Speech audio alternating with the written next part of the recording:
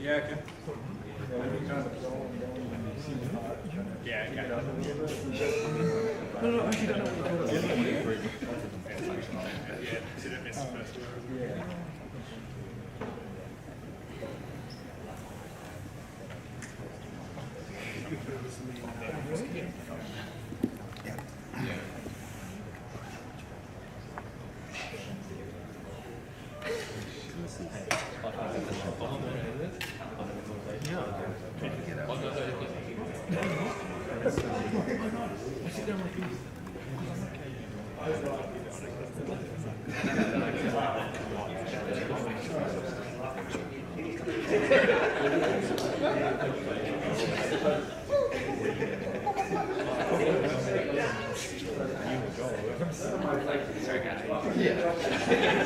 I know something like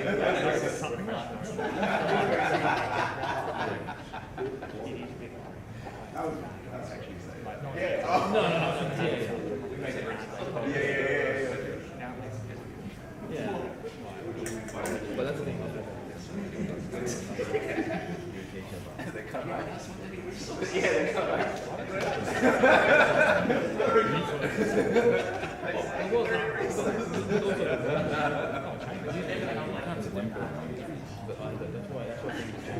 Hey guys, it'll be a couple more minutes before we get the first half. We just have time.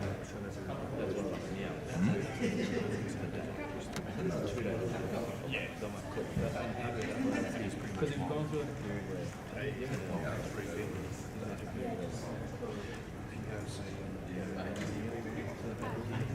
so it was like, you know when like you get to the music.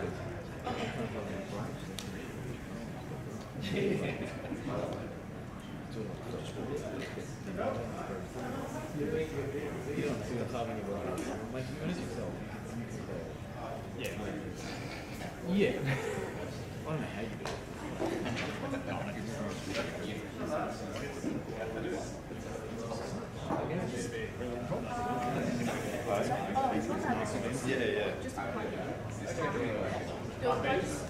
Yeah, do I just use any of the... we need the outputs on the box. Yeah. I just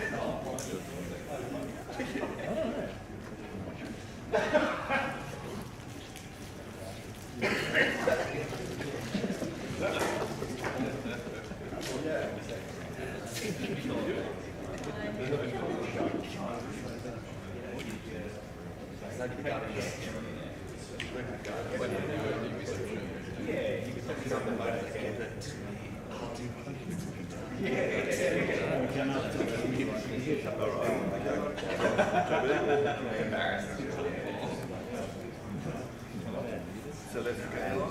I think they want to fly.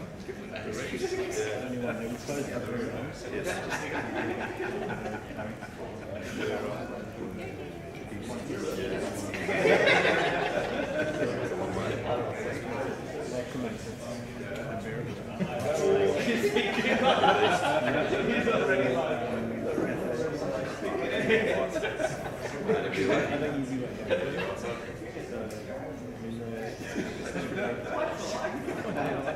Okay,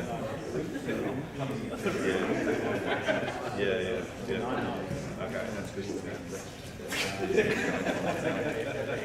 Cool, yeah. Oh, yeah.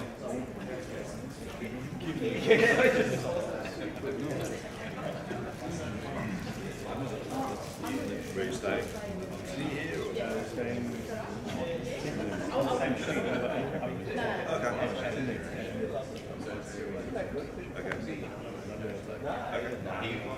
Close to the arena then. Yeah, right, that's good.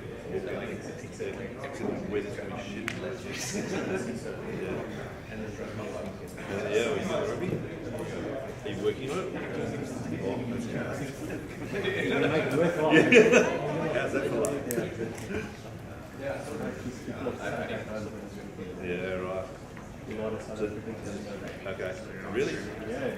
To watch this? Yeah. Late night and an early start. Yeah. Wow.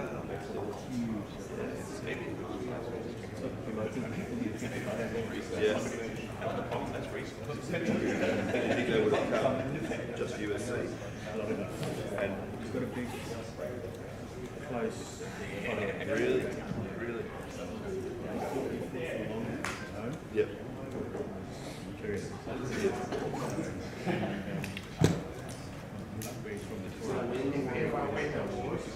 Yeah, right. Just so you know. South African does anything anywhere in the world. It's fucking exciting. Don't have much to cheer Did about. you go to the Olympics? So did you go okay? Considering what channels our sports federations excellent. Okay. So yeah, I think I was looking in there, but I mean, Yeah. I'm sitting with those like those. Yeah. Yeah, no, it's great. Yeah, right.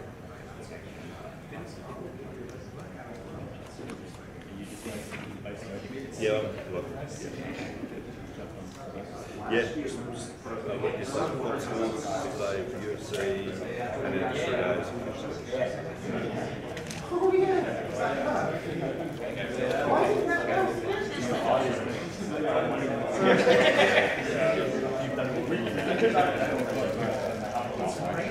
Yeah, really?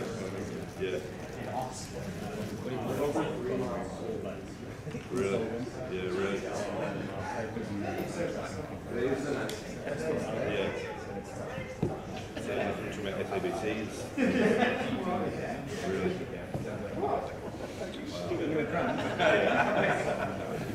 Yeah. Yeah, right. Which is crazy. Huge market. Yeah. Which in turn hurts everybody down the line. You have a good national broadcast. It's always a buffer to Yeah. the rates. Yeah. People for training as well for all the new staff. Only for where I need to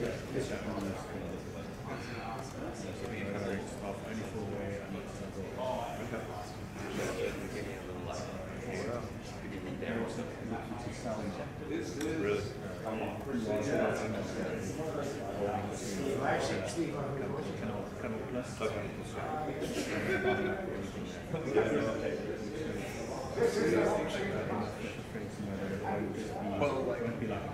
Yeah. We're stuck here for Erceg this.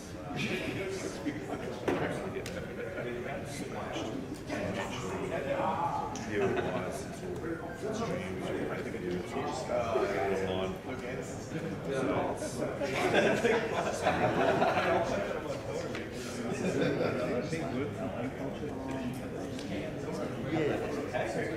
Yes.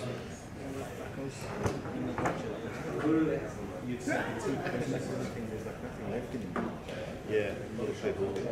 Yeah, we had this unique situation where our borders, Western Australia's border was closed to the rest of the country. So you had to have an exemption, government exemption to come in or out of the state, let alone trying to fly internationally. It's did. He did 2 weeks hotel isolation when he came back. And I did that once. Did the Wimbledon and Tokyo Olympics. Came back here. Stuck him up. I didn't know the 2 weeks. It's hard. Yeah. But yeah, there's still like even my wife works from home. She probably does it twice a month. Looking first. Yeah, they're all empty. She works for a big accountancy firm, and I'd say 8 to 7 still majority work from home. And then productive. You reckon? Yeah. She's certainly more productive at home. She's washing something. She's making dinner. So, no, I mean, but you know, spending half an hour commuting in, half an hour commuting home, at times it actually. Yeah. It's interesting. They're pushing to get it back to top.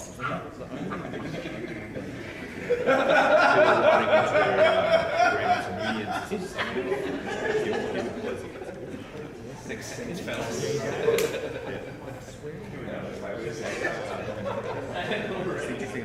When I was walking on the city. Yeah, it's sad. I mean, a little bit of that. Yeah. Yeah. But at the moment, you can see there's been a shift. Yeah. You've been in full. Yeah.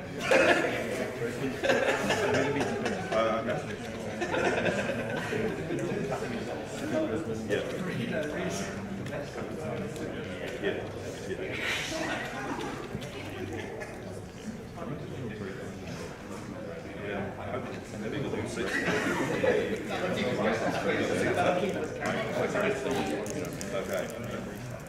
The weather's shit this weekend. It's also quite a big stadium. Yeah, it's big. Yeah. They normally play, but there's another stadium in the HBF. That's normal when they play rugby. Yeah. Optus is the stadium predominantly.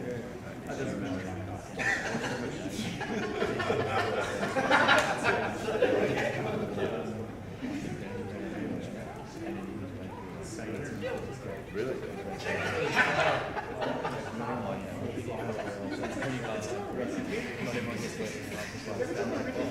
They won the first game.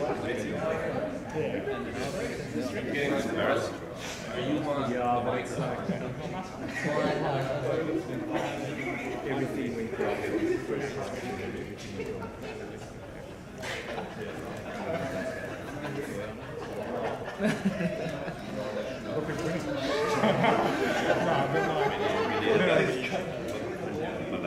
Last thing we need is for the ship to start late. Oh yeah,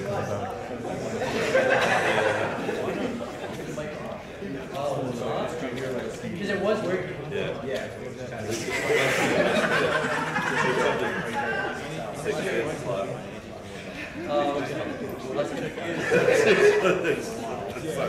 It's awesome.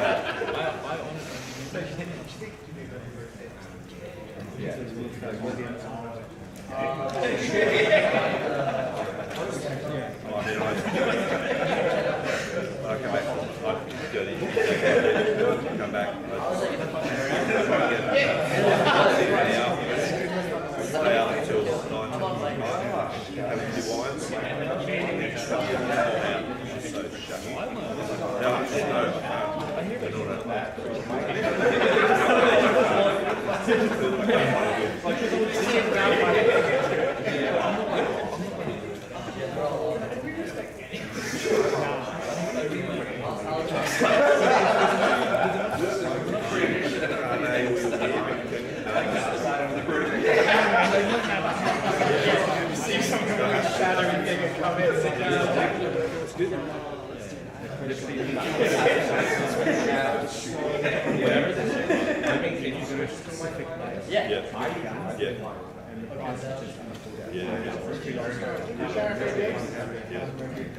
How much? Was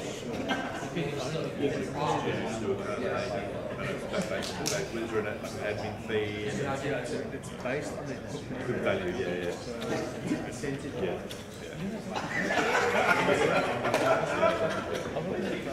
And it's not.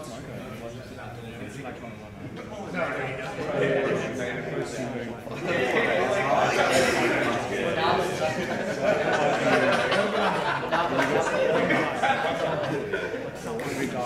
Did you get special visas to come here?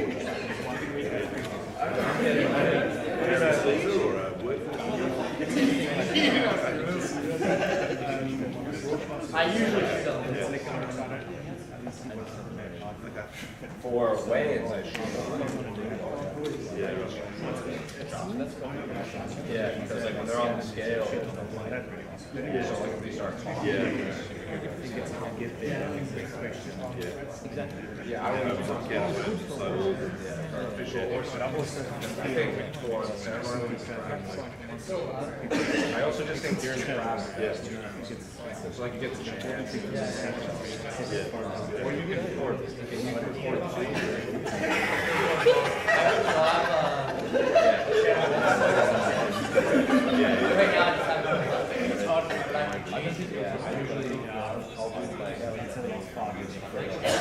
Right now,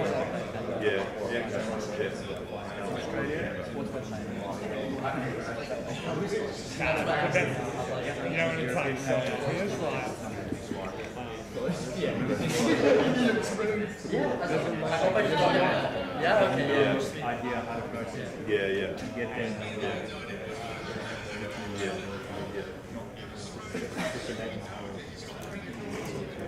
Yeah.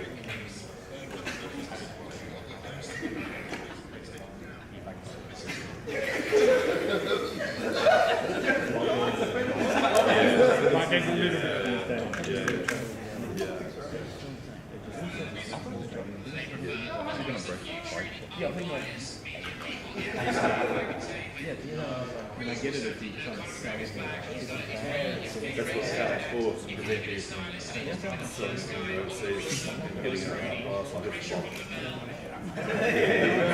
buying kit, selling it here in Australian dollars, making good money.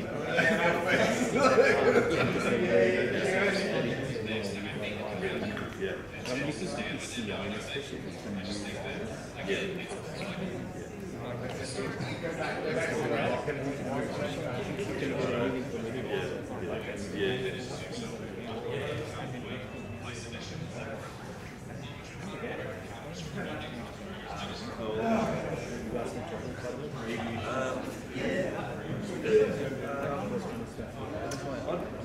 I'm Trent, so choose. I travel in the country fair bit. Do a bit of one international sports shop here.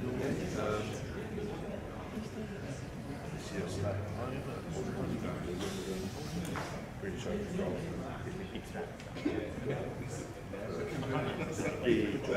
Sometimes it's actually went 5 months. Yeah, winter now. What do you do? Where do you go? I go to South Australia. Blaydes project. So that's what we've got.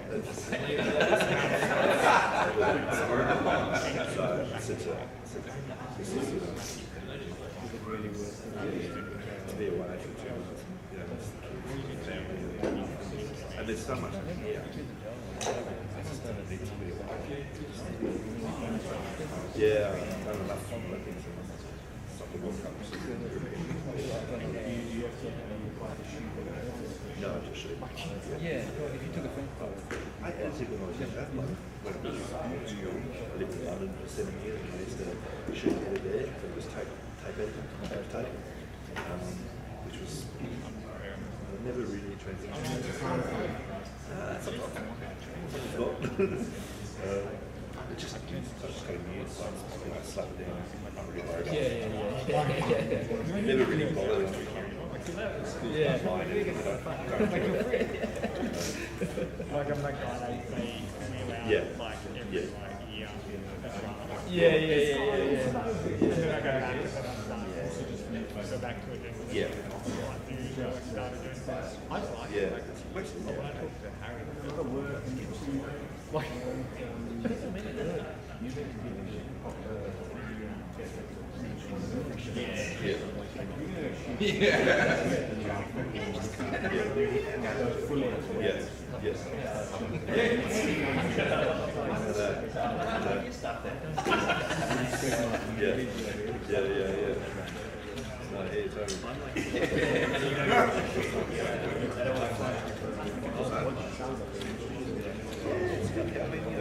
I found that two like this, that has absolutely changed the way I work. 0.09. what from the phone? No, from the Wi-Fi. Are you doing a whole Go anywhere, go to Starlink. Kind of both.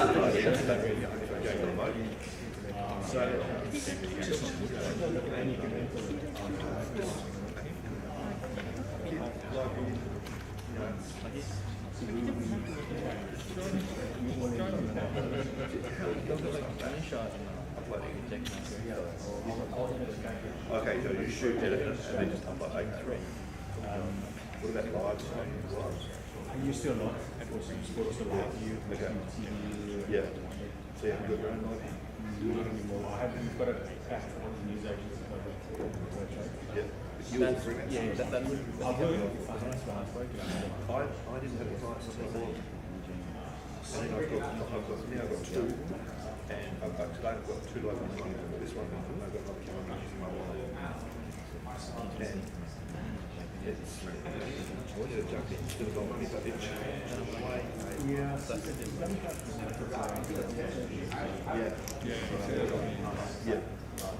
But what about international broadcasts? But if something happens in Johannesburg, someone wants to do it across to, the BBC want to do it across to someone.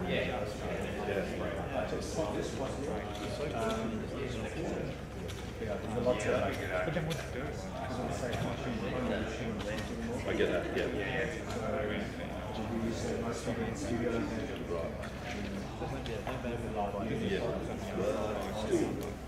Yeah.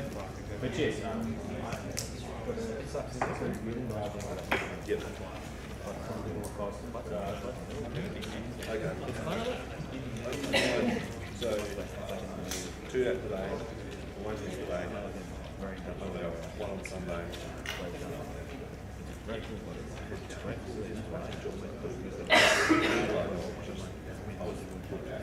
So yeah, it's really good. That was, I had that. You're good. But I was. Yeah. I had a modified at the back. I got external antennas on the back. So you play in 6 external antennas. 24,000 strap balls. But yeah, but it's already probably twice back. And what it does is it generates footage. So and if you charge that cheap for it's 2 o'clock, everything that here and we throw away. Just one cross. And you're generating work on that and you're generating work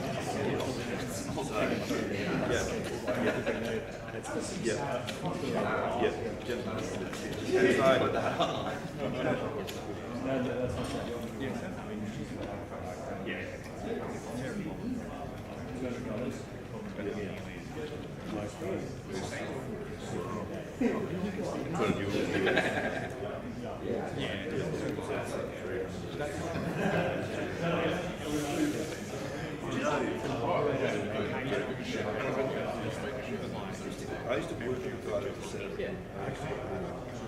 Mars Russian, he's a big group. Peter Russian.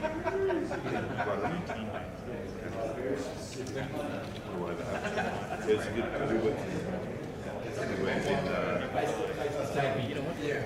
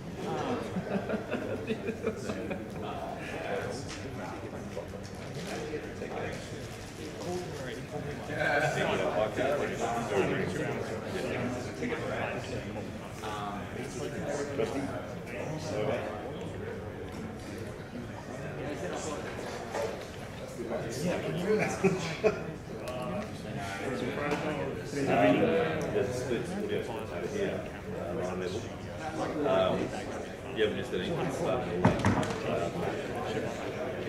spot to sneak through. Well, you look like all this shit. Everyone's.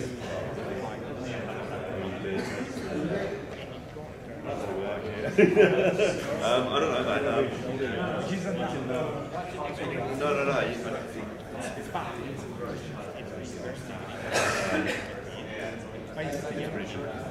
I don't know what this is other than. Yeah. Do that.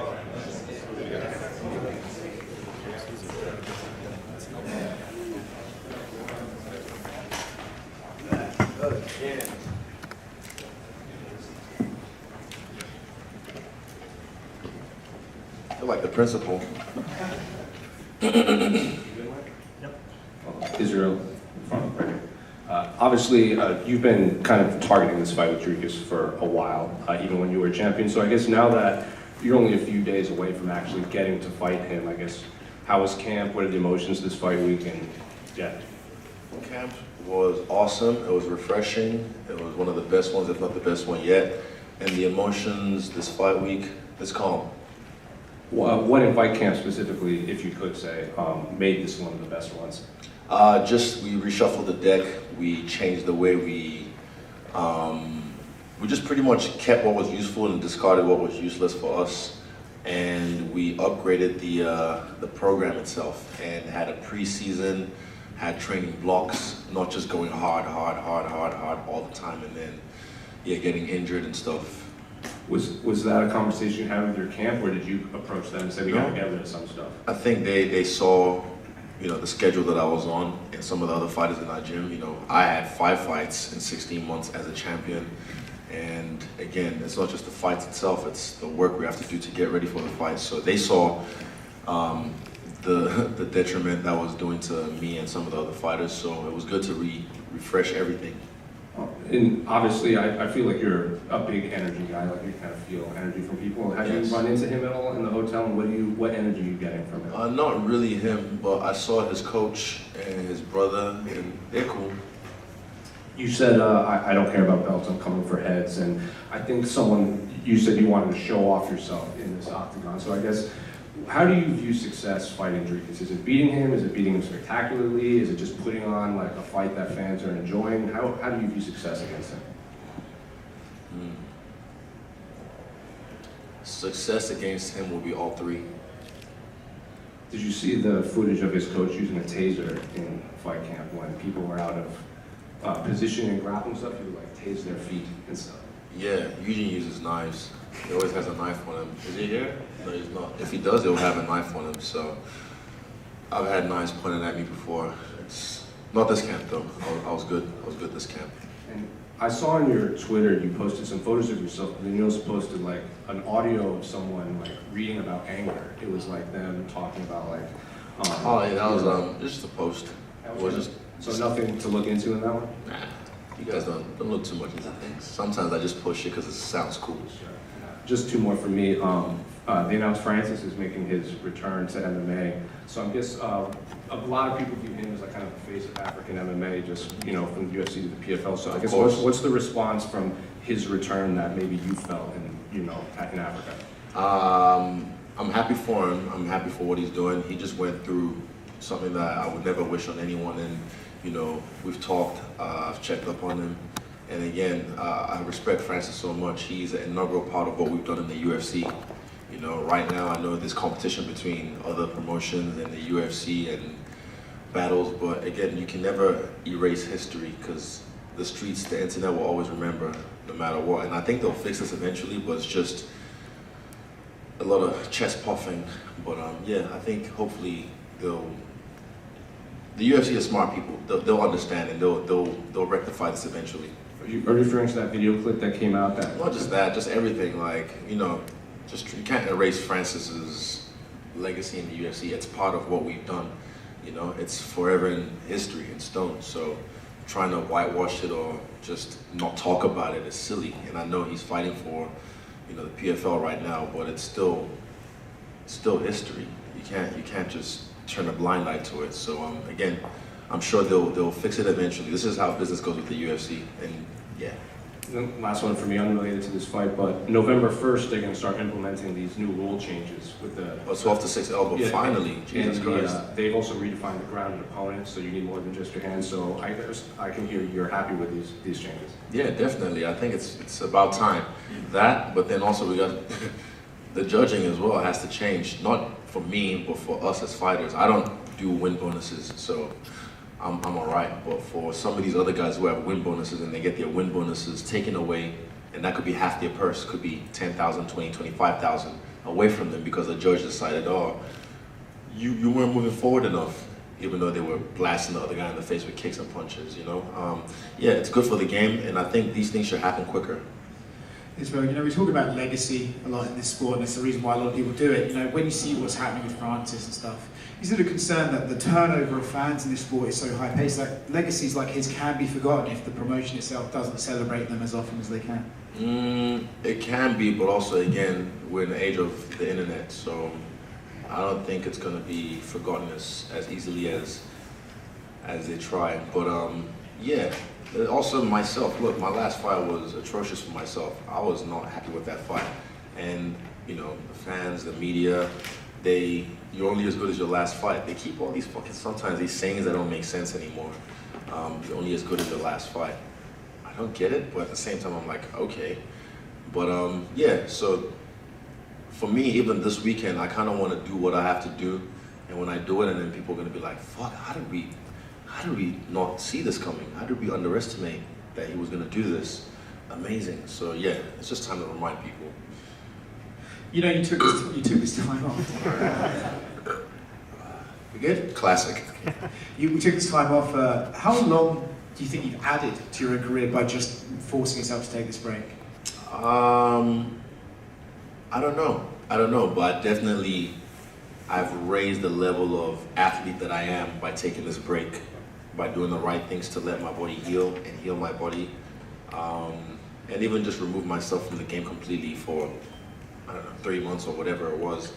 But yeah, I don't know how much I've added, but I know definitely I've raised the level of fighter that I am.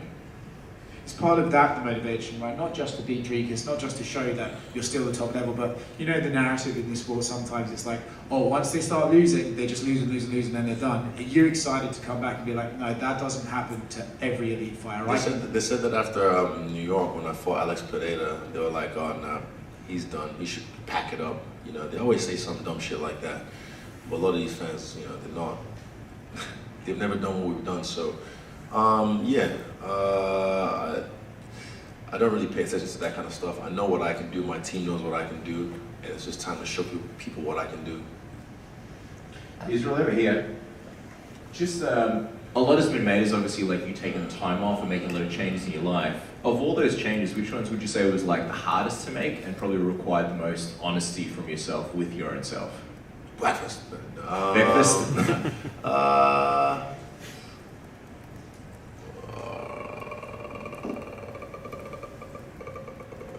There's a few.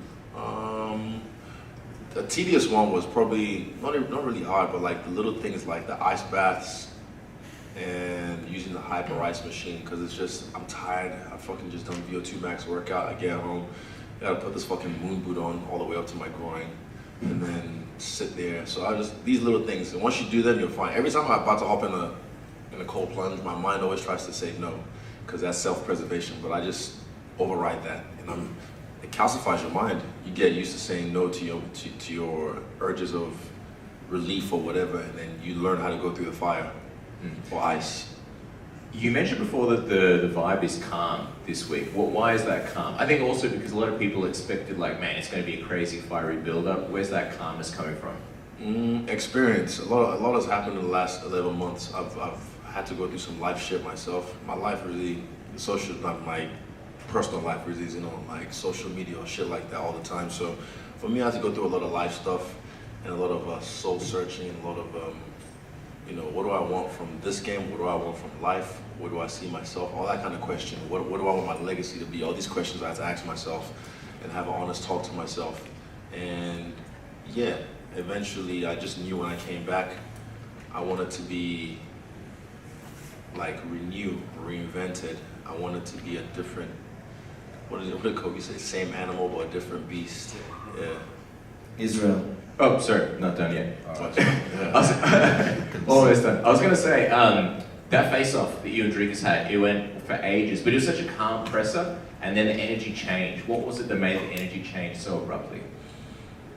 So for me, I just didn't, I don't know what to expect, but he tried to pufferfish me, and then he realized pretty quickly I'm not the one you can try and just blow smoke at. And yeah, he felt my energy, and he understands. He knows who he's dealing with now. That moment right there, let him know. He got to look into my eyes and see who I am.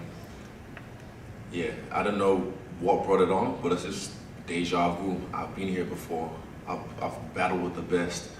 Like, no one can intimidate me.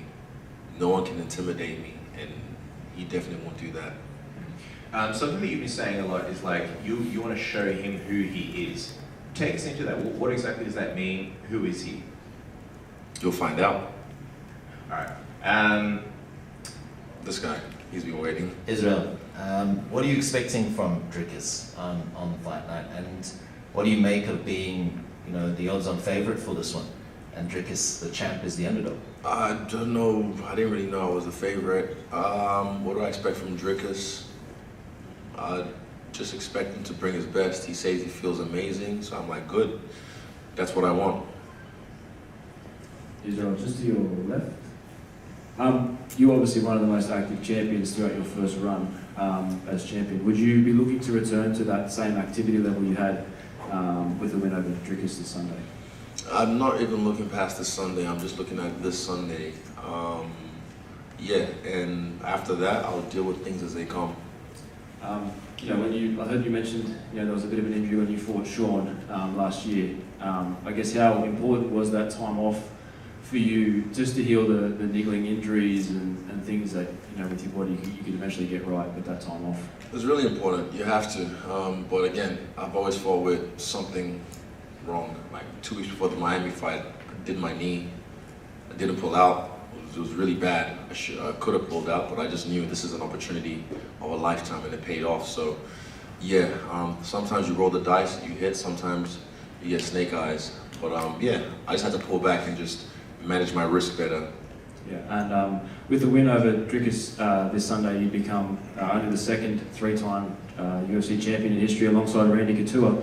I guess, do you have any thoughts on that sort of accomplishment? No, I haven't really thought about it. It's just focus on Dricus and the rest will come. That's what I heard.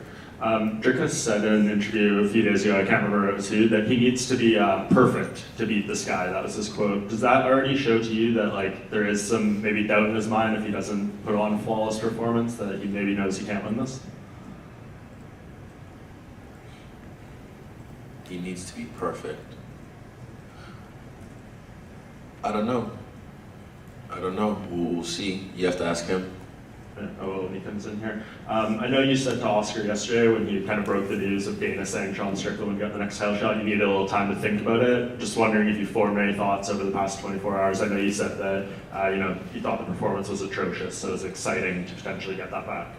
Again, I'm different now. I'm not trying to look towards the future. I'm putting everything on this fight. I'm not a guy who needs to fight for the belt because I've never done it before. This is my one dream. No, I'm just focused on this fight, beat this guy up, and then I'll deal with whatever comes next when it comes. You mentioned that during the 11 months off, you did that soul searching and hope you found the personal happiness. But you mentioned legacy. You thought about what you wanted that to be. Can you share what feelings you had or thoughts towards what you want your legacy to be?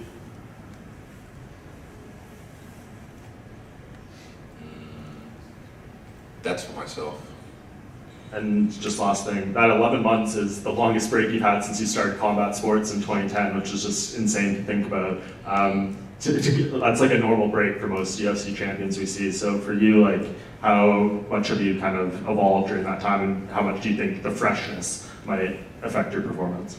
I think you guys will see the best me you've seen yet. I'm the biggest I've ever been, the most muscular, I guess, I've ever been.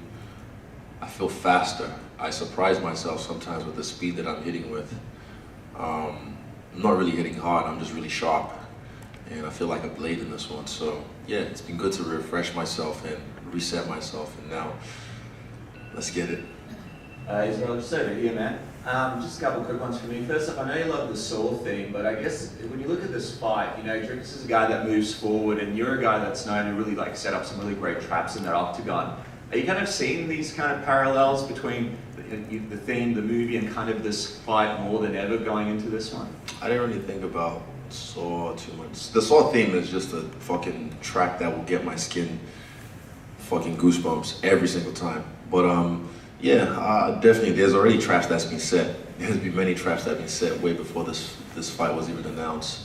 But yeah, I'm sure they're working hard as well to try and set traps. But yeah, this is the game we play. I like these games. Even coach versus coach, I'm sure they like it as well. Let's see who has a better game plan. Let's see who has a better strategy. So yeah, there's traps that have been set, and there's traps that will be set. But then, sometimes, we just have to fucking fight. And then we're gonna fight this weekend. Yeah, man, I can't wait.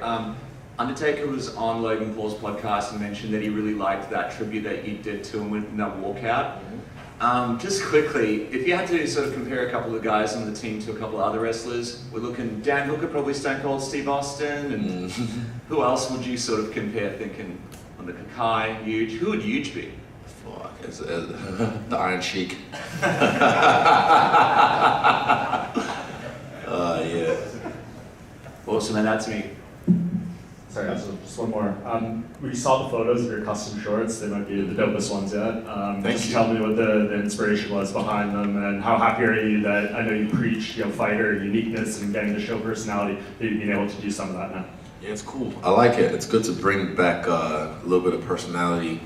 And yeah, I think maybe 5 months ago, Hunter told me that was going to be a thing, even before the gold gloves were a thing. So I'm happy I picked those and I designed them and I sent them to him months ago. And then the gold gloves came through. And I wasn't really a fan of them at first, but then I saw them with the shorts. I'm like, you know what, they kind of work together. But I think for instead of the gold gloves, maybe black with the gold trim, with the gold UFC on them, that looks even cooler. The gold gloves they look good with my shorts, but some other fighters, they look kind of shit. And it's not really my problem, but yeah, the lightning is nice. The yellow flash, speed, whatever you want to say it is, we are electric. Just 2 more questions. Israel, just over here. UFC Fight Week is always busy. However, last time you fought, you had a documentary screening, as well as lots of other things going on that were kind of secondary to the fight. How is it now to not necessarily have those things? It's good. I don't mind. I can juggle so many things. I have great people around me. Tim Simpson, Ashbel Castro. My father. They always take care of the business side of things. But the buck stops with me. But yeah, it wasn't really, I think it's just, again, everything. It wasn't just the fight, it was everything around it, like the travel and whatnot. So this time I just try to sit my ass at home after I've done my hiatus and just work. And speaking of the documentary, it'll be on Apple TV in North America, finally, September. So I'm happy for at least the rest of the world to finally start to see this movie. It's been a while, coming, but yeah, it's not really it's a sports documentary, but I even like seeing. There's a picture I have of an old lady knitting on a plane and watching it on the flight, and yeah, that speaks volume to the kind of movie it can be. It's not just about fighting; it's about me, myself, and dealing with this lifestyle I got thrusted into. In that documentary, there is a theme of letting go of anger within yourself, and in it, there's a part where you talk about kind of being worried that when the anger goes, what will be the motivator? When you let go of that, and then the next fight doesn't necessarily go your way, what is that feeling, and has anything replaced that anger as the motivator? It's not the main motivator. Anger is not the main motivator. Anger is an energy source. It's like fire. You can use it to cook for you, you can use it to help you out, but it can burn your house down. It's just learning how to fire bend. And he's talking about, my fire is big, my fire is this. Well, I'm the fucking avatar. Cool. That's it. One more, this guy. Thank you so much. Better be good. All right. I fucking shot for you. I appreciate it. How does it feel to fight in Perth alongside your fellow Kiwis, Dan Hooker and Kaikara France, and how do you think they're going to go in their fights? That was alright. That was alright. What do you expect? It's going to be good. I'll tell them that, Dora. Yeah, but yeah, it's nice. When you bleed together in the training, you sweat together in training, it's time to go to war. We're brothers in the trenches. And again, people sometimes, they get it twisted. They think, Israel is just fucking got the entourage like this and that. It's like, nah. These are moments in history that the people who have helped me get ready need to see in real life. So we bring a lot of them with us to experience these moments. It's not just whoever is on our team, the mob that you see us rolling with, they are all integral parts of the team. It's not just there for looks or show. These are all soldiers. When we go to war, we hold the fucking line.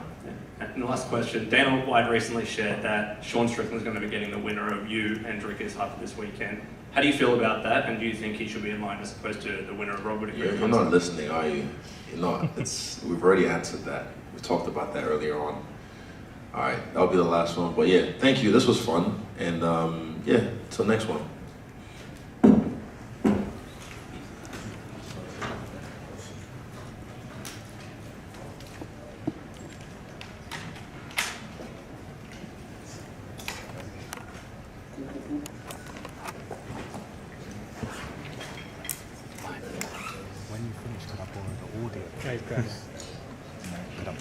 Oh, yeah. I'll give you my card once I put it on.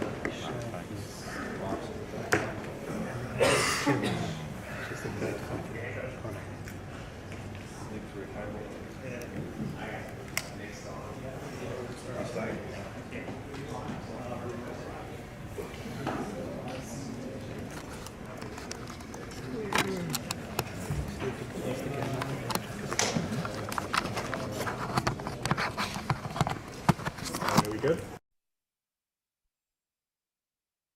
We're done here. Let's see if we're done.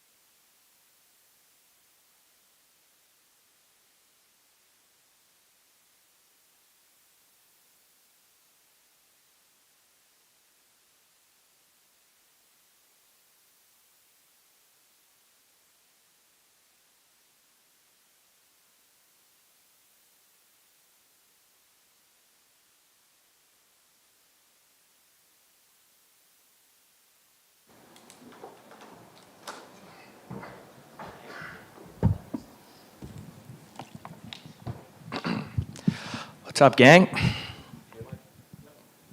Jack, over here. Other side. Obviously, it's been a little bit since we last saw you, I assume due to the injury and stuff. So I guess physically, how are you feeling, and how is camp, coming off of what looked like a pretty serious arm injury? Yeah, physically never felt better. Had to make some changes, obviously with such a long break. I did a longer camp. I usually do an 8 or a 10-week camp, and this one I did 18 weeks, split into 3 6-week blocks. It was obviously just because that residual fitness you usually carry through camp to camp probably wasn't there.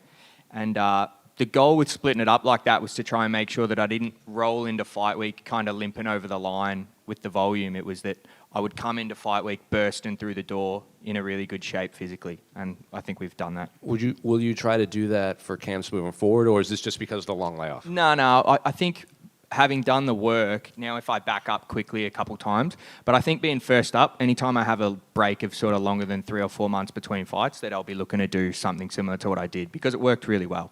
How soon after the injury could you go 100% in camp? I got up to going about 90% after 2.5 months, 3 months.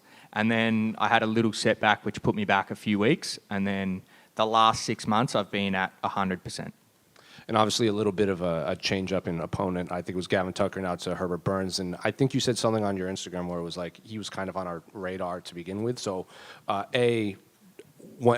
when they came to you with Herbert, you seemed fine with it. So did you have to adjust anything in camp? And were you actually looking forward to fighting Gavin before he fell out? I was really looking forward to fighting Gavin. The style that Gavin brought, I found really interesting, the way he chains his takedowns together and that sort of thing.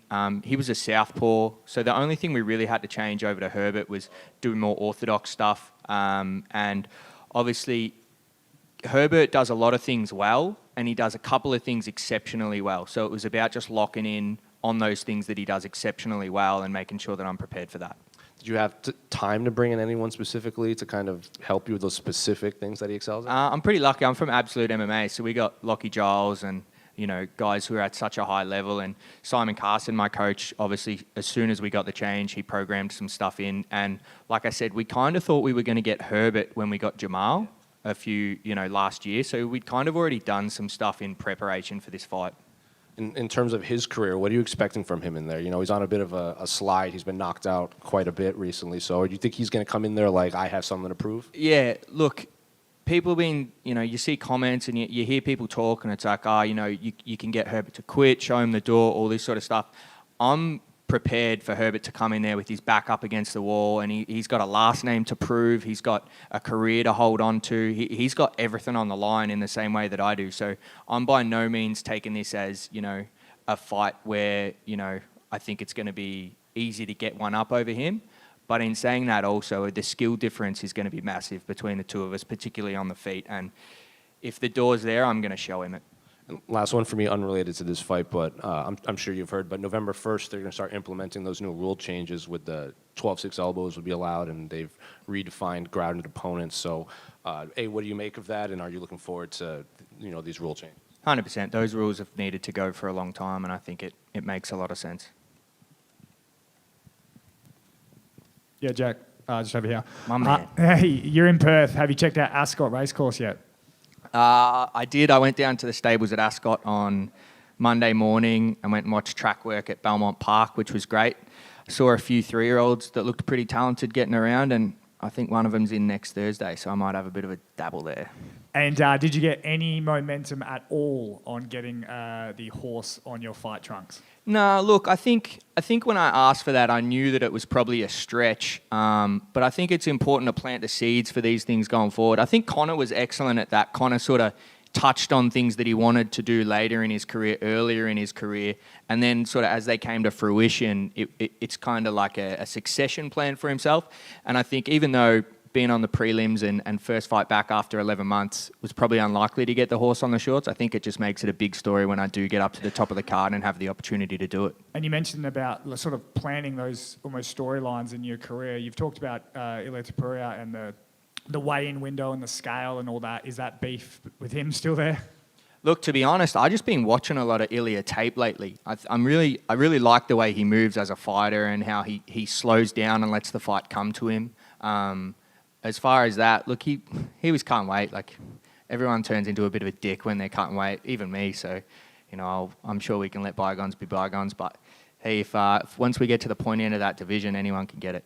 And final one from me. Your teammate Khan Offley has joined the Breaking Leg Club. How do you welcome him into that club out of Absolute MMA? Yeah, well, he's about my height, he's about my build, and we spend a lot of time together. So it makes sense that we both get onto that leg breaking stuff. But Khan has worked exceptionally hard to put himself in the position to get on the Ultimate Fighter, and now he's in the final. And I know my coach Simon is flying straight out from Perth to Vegas to go and corner him for that, and I'm really hopeful and excited that he can join me in the UFC. Jack, just one quick one, just to your left. Obviously, Lisa Kiriakou, teammate of yours, fought on the road to UFC this year, and obviously she's back next month fighting against Cynthia Calvillo. I guess, what are your thoughts on her? Obviously, the UFC hasn't signed any Australian females in 4 years, so she's close to that door. I guess, what are your thoughts on her and her career moving forward? Look, Lisa, as much as she feels like she's been around for a while, she's only been training for 6 years, so she still has a tendency to sometimes make mistakes that you wouldn't get at that top level of the sport. But in saying that, athletically and commitment to the sport, she has everything there that she needs to get to the top level. This Cynthia Calvillo fight is a chance to go in against someone who has fought at the very top end. So she's just got to go in there and do what she's capable of, which is take her out. And, that's another one who I'm hopeful that she does the job, and then the UFC put her on the radar. Jack right here. Over here. Hey, what's up, cuz? What's up, bro? Obviously the last one, it didn't go the way you wanted, but we've seen the run that Chepe's on right now in the UFC. So is that one you want to run back in the future? And also, what does it say about you to see how well he's doing in the UFC right now? Yeah, look, nobody's happier for Chepe to do well than me, to be honest. That franks my form line, given how well I was doing in that fight early. You saw how dominant he was within the grappling and how the pace he just put on against Damon Jackson on the weekend. And you saw that he wasn't able to do any of that stuff against me in the first round. So it puts me in a really good position. As far as running that one back, if we both end up in that top 10, top 15, I'm sure that not only me and Chepe will want to run it back, but I'm sure the UFC and the fans in general will want to see that again. But as far as, holding on to that loss and having any kind of, personal vindication to go back after him, there's none there. I'm on my path and he's on his path, and if we end up crossing again, then we'll see what happens. And then I know you did some golfing with one of our boys, Salim. What's the handicap sitting at right now? Yeah, the handicap's down to about 12, but I reckon that day we got out on the course and the marshal came out to us and said, "Hey boys, we're here to look after you, so what are you going to do?" And Salim looked at him and goes, "Hey, can you just bring us like a couple of shots every hole until we finish?" And the guy goes, "Yeah, all right." And I was like, "Oh my God, this guy's mad." Jack. Nope, you go first. Okay. Just two quick ones. Back on the last loss, I think I also saw a video of you. Some people were saying "Oh, it was an injury that you lost and all this," but then you were very complimentary and said, "It was a good judo throw. I got hurt because of what he did." Were you hearing a lot of noise that people maybe not making excuses, but kind of? Yeah, you got to give people their flowers when they do things well, and we prepared for Chepe to be a really skilled judoka, and he beat me by throwing me with a really skilled judo throw. So to take credit away from him and say that was an accident or, a fluke is just a lack of understanding of the sport and how the sport works. It's the equivalent of Conor McGregor catching you with the left hand and you go, that was a fluke. Well, it's not. It's what they do. So, good on Chepe. It was a good throw. I'm, as far as pathways going forward, the surgeon told me that the good thing about elbows is once they heal, they're better than they ever were. So I don't have to worry about it going forward now that I've fully rehabbed it. And I'm full steam ahead. And then just last quick one for me. Can I get your thoughts on the main event between Dricus and Izzy? Yeah, absolutely. I've been lucky enough to spend a fair bit of time around Adesanya. He's a superstar person and he's a superstar athlete. And from the moment I walked into the hotel and saw him this week, he just has a different energy about him. There's something about him that's electric. And this isn't taking anything away from him. I might even have just been a reflection of my own energy in Sydney, but in Sydney that wasn't there, I felt. And as soon as I saw him, I was like, oh, this man's on. Jack, just back here. Hello, mate. Hello. Before that fight, you were riding a 9-fight win streak. and this isn't a question to take away what Chepe did, but you suffer that loss, it is an odd loss, and then you're forced to sit on the shelf. How is your momentum as a fighter at the moment? I think it's important with wins and losses to take both and see what you can do better.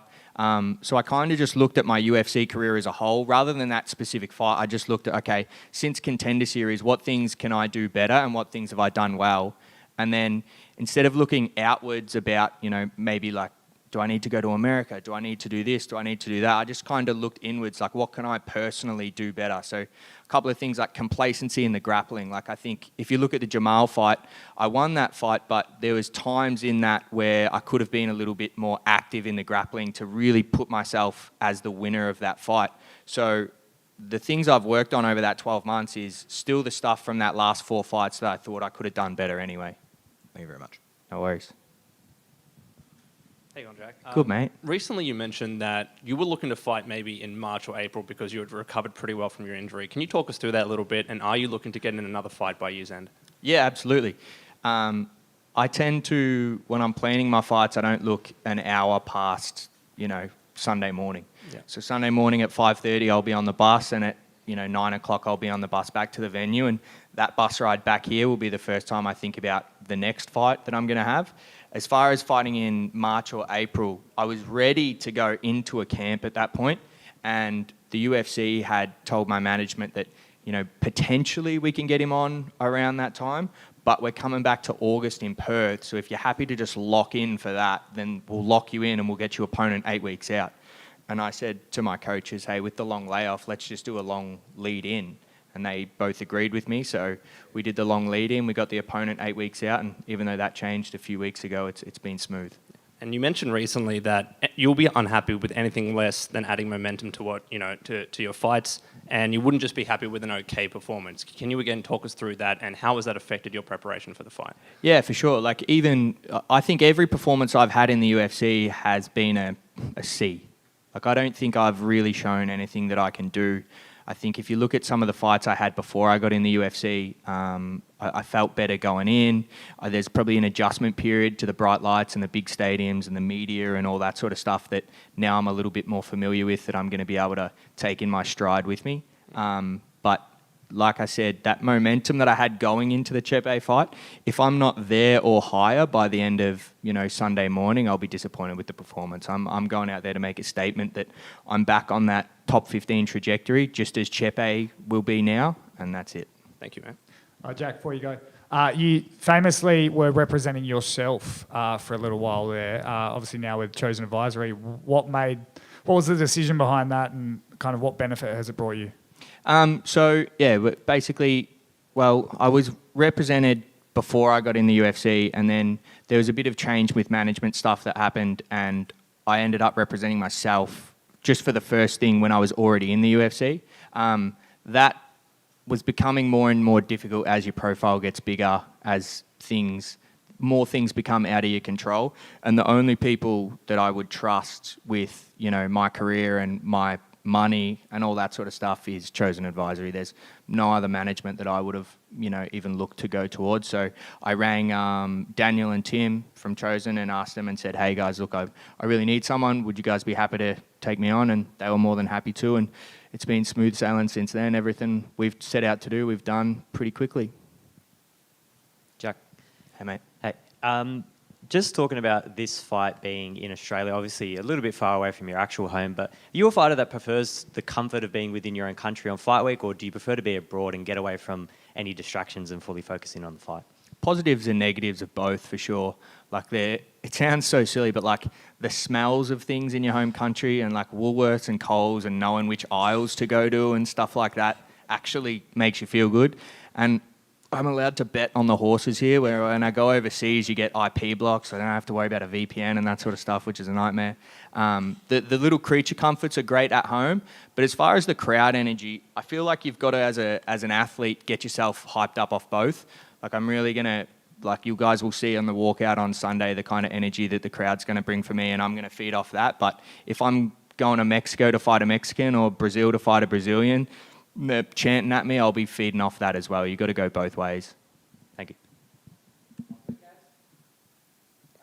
Thank you for your time.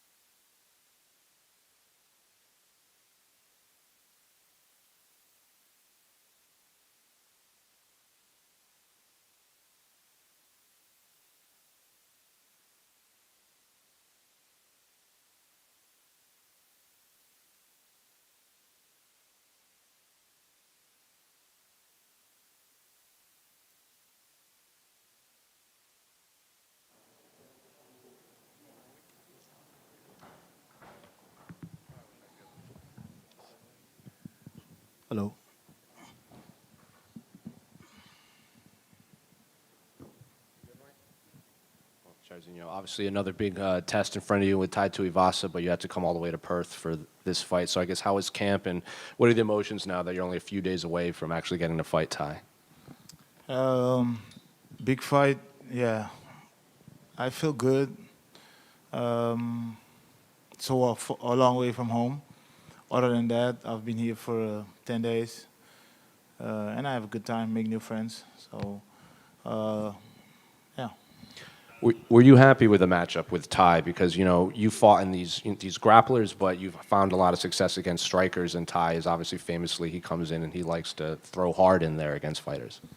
I mean, happy is it's not happy, but it's a fight, and we in the heavy. But it's MMA. I'll never count the wrestling out. So, yeah. And what are you expecting from Ty when you do fight him on Sunday morning? He's on a little bit of a slide in his career, but fans fight. Like when I look at him, when I look at Ty, is a guy.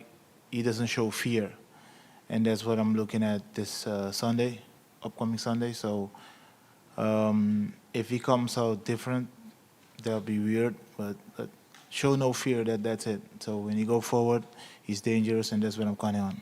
And there's some footage of him. He was sparring with Alex Pereira when Alex was down here, and he was touring. So do you think you can actually learn some stuff from Alex, and what do you make of them training together? He definitely can learn something from other fighters. Alex is a great fighter, by the way. So,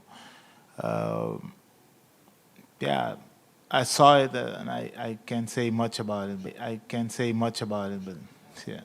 And two more quick ones unrelated to your fight, but in November, the new rules are going to be implemented with the 12-6 elbows. Rounded opponents will be changed. I'm curious, did you hear of this news, and do you like the new rule changes? I just heard about it now. But it's sick. 12-6, cut somebody open, split them in half. Sick. And last one for me, can I get your thoughts on the main event between Dricus and Israel? Crazy. I think it's going to be a great fight. I'm a big fan of Izzy. I met Dricus a few days ago. Cool guy. I hope it's a hell of a match. Jairzinho, right here. You've had a couple fights, and there's been no movement at the top of the division, really. So we keep asking you almost every media day, your thoughts on John Jones and Stipe and Tom, heavyweight champion right now. Is it John Jones or Tom Aspinall? I mean, let's be honest. John Jones is the real champ. Tom did what he's supposed to do as an interim champ, because he's in line for the next championship fight. But John Jones is the real champ. Nothing to take nothing away from Tom. He did an amazing job, and yeah, that's what you're supposed to do, if you want to stay in line.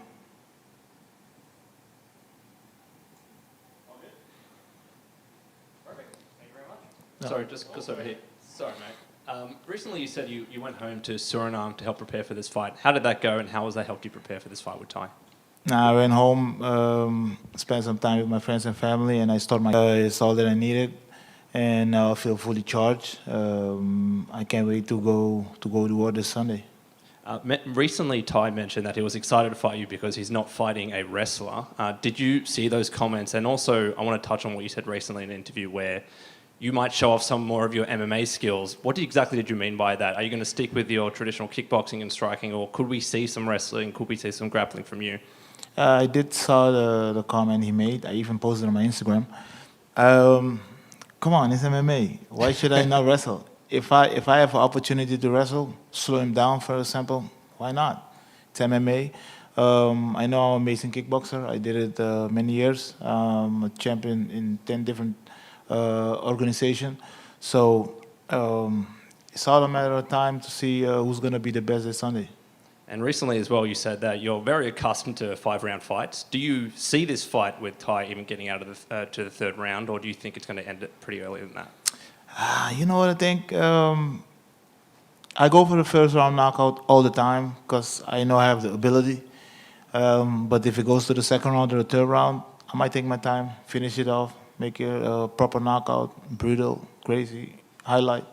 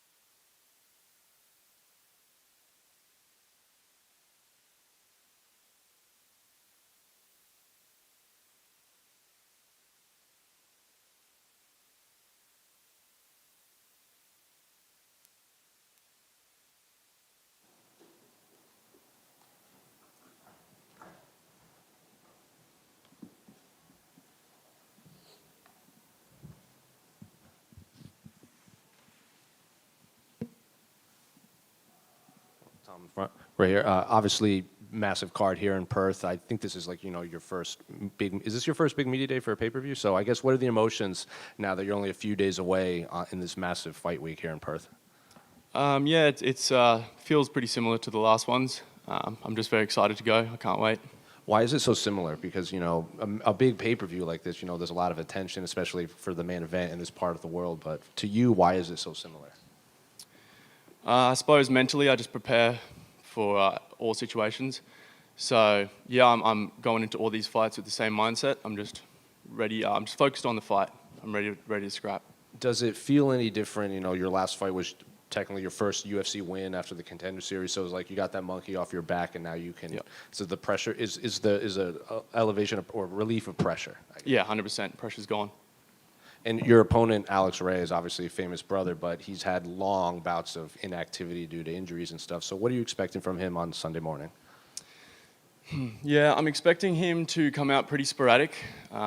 He's 0-2 in the UFC, so I think he knows, he's got to pull something out of the bag. So I'm ready for everything. Like I've said in my interviews before, I've trained like I'm fighting for Superman. Fighting Superman, like I'm fighting a god out there. So no matter what the odds say, no matter what anyone says about how this fight's going to go, I'm treating it like he's the best in the world, and I'm going to go out there and be better. Much tape on him because of his inactivity, or are you a guy that even watches tape on his opponents before his fight? There's not much tape, but yeah, I don't watch much tape anymore. My coaches do that for me. And I think you saw something on your Instagram where you said your coaches were kind of cooking up something special. I'm sure you're not going to give away anything, but what did you mean by that specifically? Or what did you mean by that? So the new gloves, with how I'm punching, my power's gone up 20 to 50%. So I feel like when I find this guy's chin, I definitely will put him to sleep. It'll be pretty devastating. You guys had to change up your punching because of the new gloves? Being pinpoint accurate landing on the front knuckle, because obviously they've gone from 4 ounce down to 3 ounce. So I don't want to break my hand in there. And then two other quick ones unrelated to this fight, but in November, they're going to implement the new rules where 12-6 elbows will be allowed, and they've redefined grounded opponents. I'm curious, did you hear of these changes, and are you happy with the rule changes? Yeah, I'm a big fan of that. I think, those rules should have never been in the first place. I'm excited for the change. And can I just get your thoughts on the main event between Dricus and Israel? Crazy fight. I've been going back and forward all week on who I think's going to win. I think I'm going to go with Izzy and Zax. Tom, just to your left, mate. How are you? Hey, bro. You've had 4 fights inside of a calendar year, including your Dana White's Contender Series fight. How important has that been for you, being so active at an early stage of your career? Yeah, man, it's important for a couple of reasons. I want to show the world my skills and who I am, and also it just proves, a few idiots think that I struggle to make weight. And it's like, well, I'm making weight 4 times in a calendar year very easily. So. There's a few good positives out of it, and I just want to keep winning and keep getting to the top. And obviously this was the first camp for you with a win inside the UFC. I guess, was there any noticeable difference having that pressure lifted off you? I imagine, the last camp would have been a little bit in the back of your mind. So was it nice at this camp not having that little thought in there? Actually, last camp I didn't really think about that until it got really close. Like, I actually didn't even realise until a couple of weeks out. I was like, I better win 0-2 is not a great idea. So. That camp we didn't have much pressure on. We knew where the mistakes were made and we knew how to fix them. So my coach just said to me, hey, let's just get straight back in, let's go. Yeah, Tom, you're the biggest favourite, on the card, $8 going in. Do you feel like the UFC wants you to become a star? Yeah, I feel like there's definitely some push there. But again, like I said before, I'm not too concerned about that because it's a fight. This dude's got 13 wins. They're all finishes, 11 in the first round. Like, he's very dangerous. He's a black belt. And again, he's backed up into the corner, right? He's 0-2. Like, I would say it's safe to assume that if he loses this could be it for him. So I feel like he's gonna come out guns blazing. And yeah, I'm not too worried about that. I see it as 50-50. You almost seem a little bit more relaxed than you usually are. It's normally a bit more sort of violence heavier. Feel more relaxed now? Yeah, I feel like I've matured into my position in the UFC. I feel like I really belong here, and I don't need to say anything to prove what I'm going to do. I know what you guys see on Sunday is going to be spectacular, and it's going to be enough to show the world. And final one, when you're in the Dana White Contender Series, your opponent was kind of trying to play mind games with you leading up into the bout, sending you shirtless, angry photos. Have you had anything similar to that in your UFC career? when you were coming up, he was someone you looked up to. In this situation, it's kind of swapped. You are in the UFC and he's making his debut. How is that for you to kind of be the guy? How is that for you to kind of be the guy leading the charge in this scenario? Yeah, it makes me proud. You know, I feel like I'm representing my team well. I feel like I'm paving a way for the boys, showing everyone in the gym that like this is a achievable dream. But still, he was always going to be destined to be here. You know, like he's an absolute savage. If you don't know who he is, you're going to find out because, yeah, he's a maniac. So it's going to be good to watch him. But yeah, just proud. And as mentioned, you're a guy who kind of likes to lock in, especially fight week.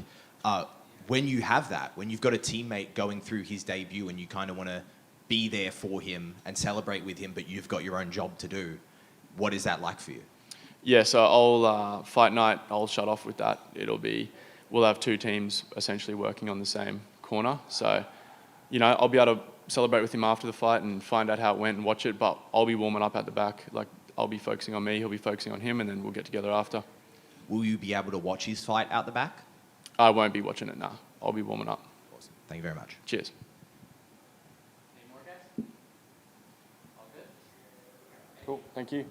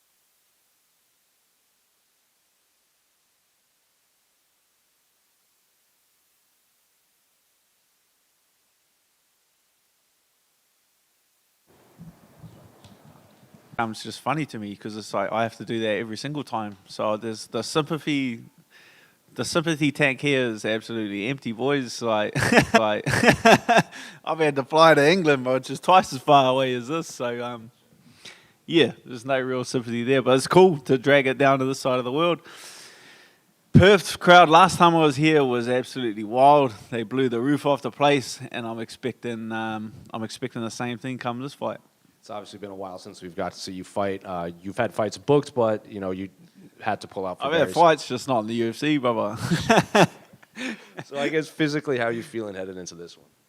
Nah, I feel good. Body's at 100%. Yeah, just everything I feel like has come together in the last year. So I'm just looking to showcase that all. Well, besides getting tattoos, how'd you spend your time?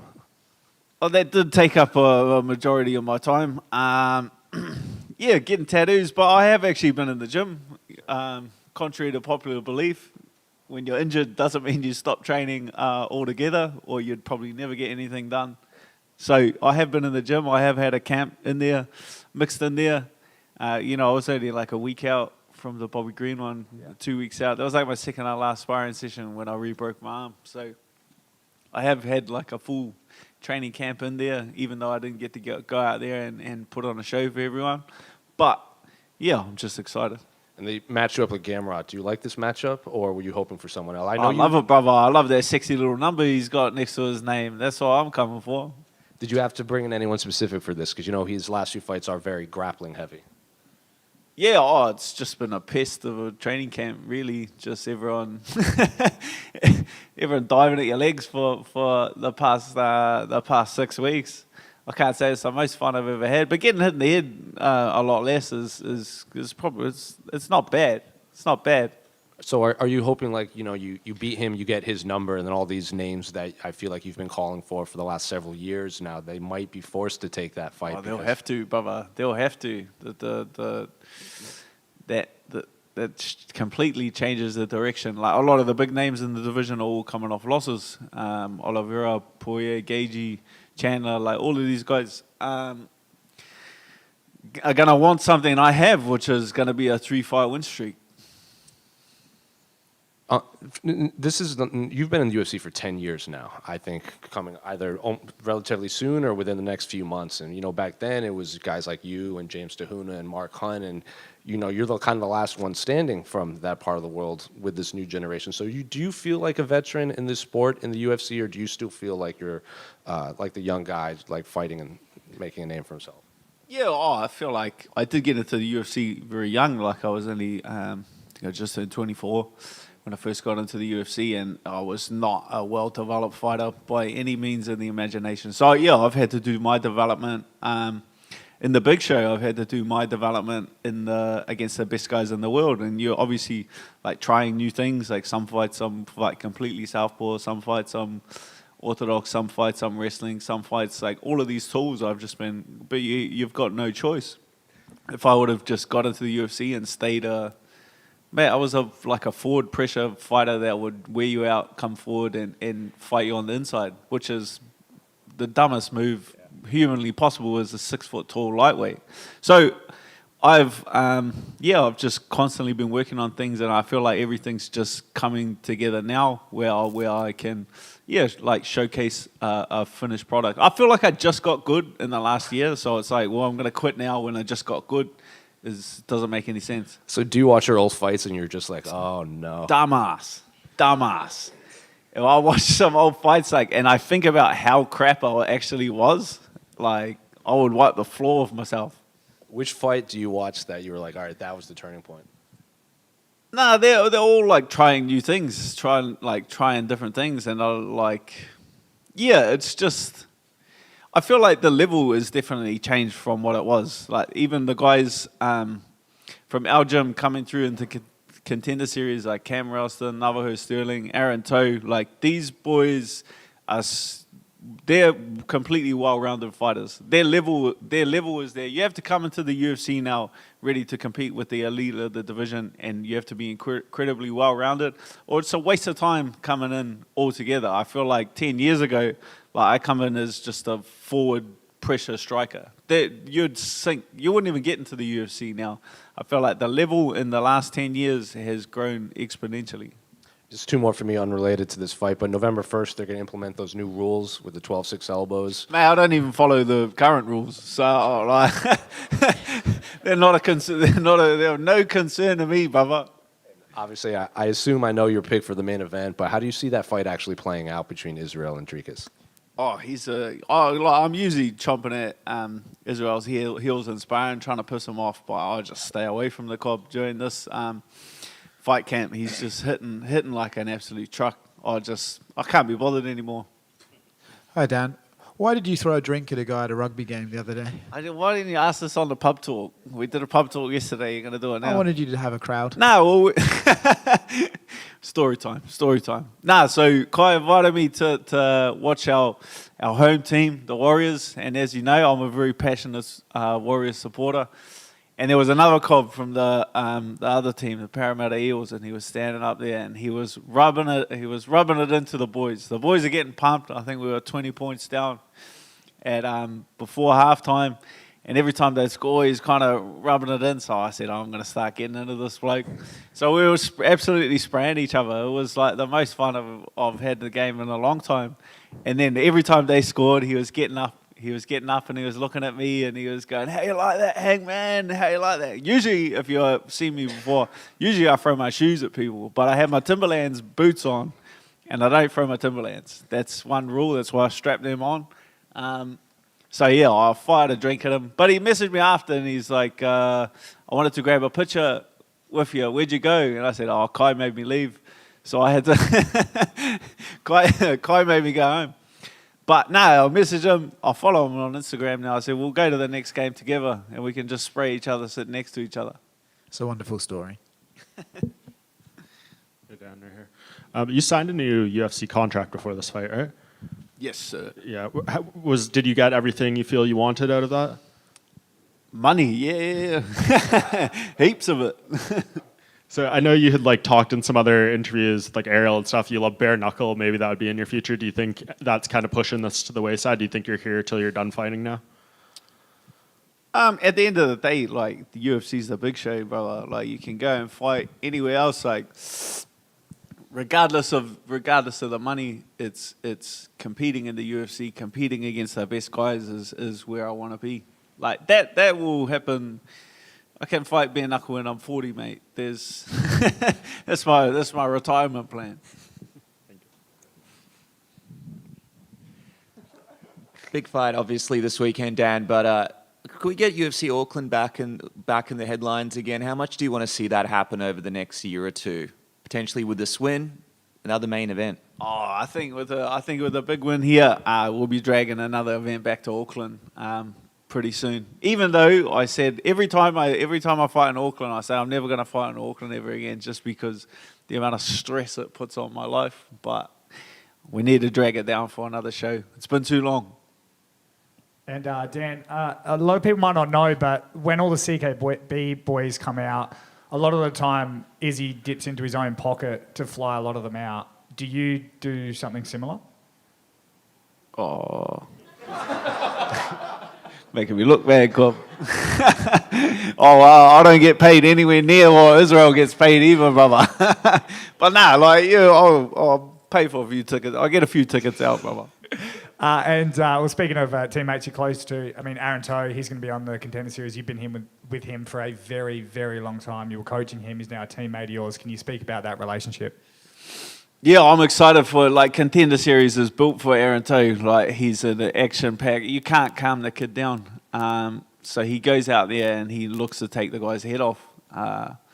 Much like myself. I think that's why we get along so well. But yeah, it's built for him to go out there and to get a finish. He'll be hunting it from the bell ringing. And final one from me. After it's all said and done, obviously it's going to be a while with that new deal, but how does Dan Hooker want to be remembered in mixed martial arts? No, I'm not too concerned about. You can't control how other people perceive you. You ask 1,000 different people who Dan Hooker is, you're going to get 1,000 different answers. Dan, I just got one right here. Right here, bro. So I was like slowly trying to scan. I just kind of wanted your thoughts on Jalen Turner's last performance, because like it seemed like when he was in there with you, you guys were like willing to fight to the death, and then he sort of makes the mistake when he fights Moicano about walking away. He knocks. Yeah, him he's down, done a few there. He's done that a few times. Yeah, like I definitely don't walk away when I like, what am I going to knock the guy for having a heart? Like, yeah, he's just too nice. Just one from me, Dan. So recently you mentioned that this fight's going to be exciting only because you're in it, and even Gamrot has said he knows he needs to fight an exciting fight. Do you think he's going to do that voluntarily and change his style, or you're going to have to force the matter? God no. God no. Nah, like, yeah, I'm going to make it exciting. That's why they put this fight together, because they're like, who can drag it out of him, and it's like I'll press the action. And you mentioned recently that the fighters that were lined up for you were more like Benil Dariush and BSD, and you wanted to fight in Perth, and now you're fighting Gamrot, who is the higher ranked fighter. That's like a masterstroke from you now, waiting and pushing the matter. Genius, Cobb. Absolute genius. Dan, just back here as well. 10 years doing anything is incredible. 10 years being a professional athlete is insane, especially there's ups, there's downs, there's wins where you get injured and you have to take time away. Over the course of those 10 years, and especially during lower moments, what keeps you going? Nah, you just got a chip on your shoulder. You just got something to prove. You just don't want to. You just know what you're finally capable of actually achieving. I think that's all it is. And then, yeah, you didn't come this far to come this far. You're gonna pull the handbrake up now. Nah, we're going till the wheels fall off, baby. You mentioned about looking at yourself when you walked into the UFC, your style and your literal ability. But looking at that man's mentality compared to your mentality now 10 years later, what do you see and what would you have told yourself? Oh, definitely would have told that kid to dream bigger. I never thought that, you know, MMA in New Zealand and Australia and the UFC would grow to the level that it has grown to. Like, I didn't even know it was when I got in the UFC. Like, it would have been a few months before that I didn't even know that it was possible. You know, for someone from New Zealand training out of New Zealand to get a UFC contract, to see how far it is now. We've had 3 UFC events in Auckland. We got a New Zealand champion. It's just wild how big it's grown. Like, I just never anticipated that. Now, what is the big dream? Yeah, the belt, because you get pay-per-view points and heaps of money. Thank you very much. Dan, longest layoff of your career coming into this fight. Obviously, the physical benefits of that are clear. But mentally, what has this done for you? Do you feel like it's kind of reignited a bit of your passion for the sport, a bit of your hunger? Oh, yeah, just time away gives you, like, perspective, like, definitely, like, you appreciate it. You appreciate all these moments, but it's definitely, mate, you don't eat for a long time, you get hungry. Like, that's just, there's no real rocket science to that. So I just haven't eaten for a long time, and I'm starving. Yeah. Would this be the healthiest version of Dan Hooker we've seen in the Octagon? Oh, I am good, but that's blind luck. That's blind luck. You go into fights, some of them injured, some of them, there's always something going on behind the scenes. But I'm experienced enough to know that you actually don't know. You don't know till you wake up on the day and you get ready. Sometimes you feel like $1 million, sometimes you feel like dog shit, and I feel like I get my hand raised either way this weekend. You mentioned that sexy number next to Gamrot's name. Ooh, I like that. Yeah, just how far towards the front of the queue do you think a win puts you? Well, who else? Who else is there? There's the only other guys. Like, you ain't getting a title shot off a loss. Like, that's just, if you want to be next in line, you're gonna have to, like, what now? Arman's next in line. Who's after that? Like, the title fight's booked. Arman is It's like, who's after that? And it'll be the winner of this weekend is the next guy. And just finally, congrats to you and your lovely wife on the imminent new arrival. I'm wondering what that's doing for your motivation levels heading into this one. Yeah, that's a bit of a funny one, because you can't really say you're doing it for your wife and kids, because she couldn't care less whether you whether you fought in the UFC or not. Dan, you were the last fight announced for UFC 305, and Izzy was pushing for you to be on the card.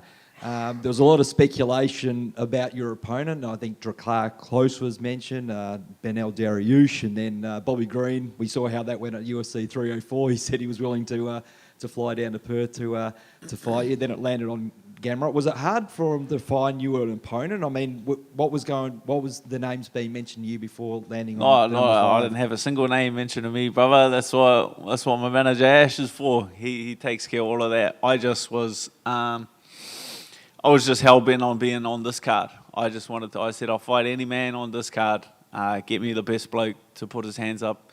All of those, like, obviously people tag me and stuff, and then Close comes over, and I said I'll smash his head off. Dariush, I'll smash his head off too. Like, there's no man I would not fight on this date. Didn't you say you were going to fight Charles here? Did you just make that up? No, well, I was actually, they flew me over to do Volk shows. There's like a show they do, like the Fox Sports show, and we were like on the show, and then they asked if Volk had anything coming up, and he had to be like, nah, I got nothing coming up.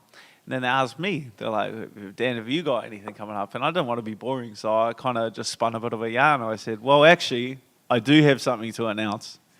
Could see the UFC PR team having an absolute panic attack in the corner, but it worked out well. I think maybe the UFC saw how excited all the fans were to have me a part of this card, and so it might have worked in the end. Might have worked.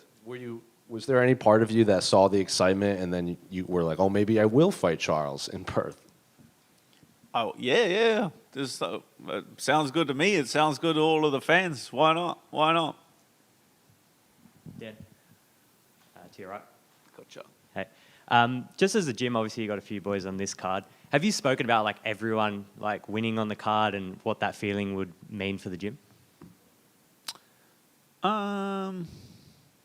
Or is that like a bit of extra motivation for everyone individually? Yeah, like you kind of just focus on your own role. Like we've done it before. We've had the 3 wins in the same night before. There was the big show in Melbourne. I think it was me, Brad Riddell, and Israel all getting our hand raised in Melbourne. So we know what that feeling feels like. You know what I mean? We know what's at stake. But this is fighting, brother. It's just teeters on the edge of a knife. It can go 1,000 different ways. And previously, before, Israel said that Eugene carries a knife around during training. Is that true? That's 100% true. That's 100% true. Is that just motivation? It does work. It does work. I definitely listen. I have learned that, if I've learned anything, is that if a man has a knife, I listen to what he's saying a lot more. Do you think that's more effective than a taser? I think so. Because a taser will hurt for a bit. I feel like a knife will hurt for a lot longer. Just unrelated, obviously you said you're a big Warriors fan. Can I just get your thoughts on the season? Obviously a bit disappointing, and then obviously next SJ year's our year, boys. Like No there's no real stress about it. There's no real stress about it. Next year's our years, lads. Thank you. Boom. Wicked.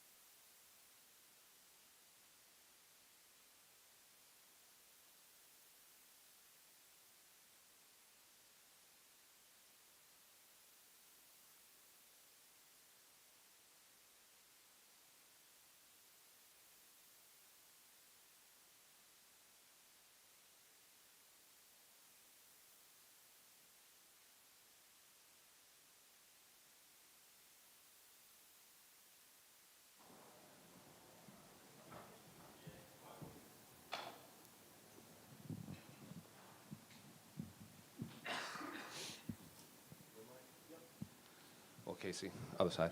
It's obviously been a while since we've seen you in the octagon. It's been even longer since we've got to see you fight in this part of the world. So I guess physically, emotionally, how was camp, even with the opponent change so close to the date?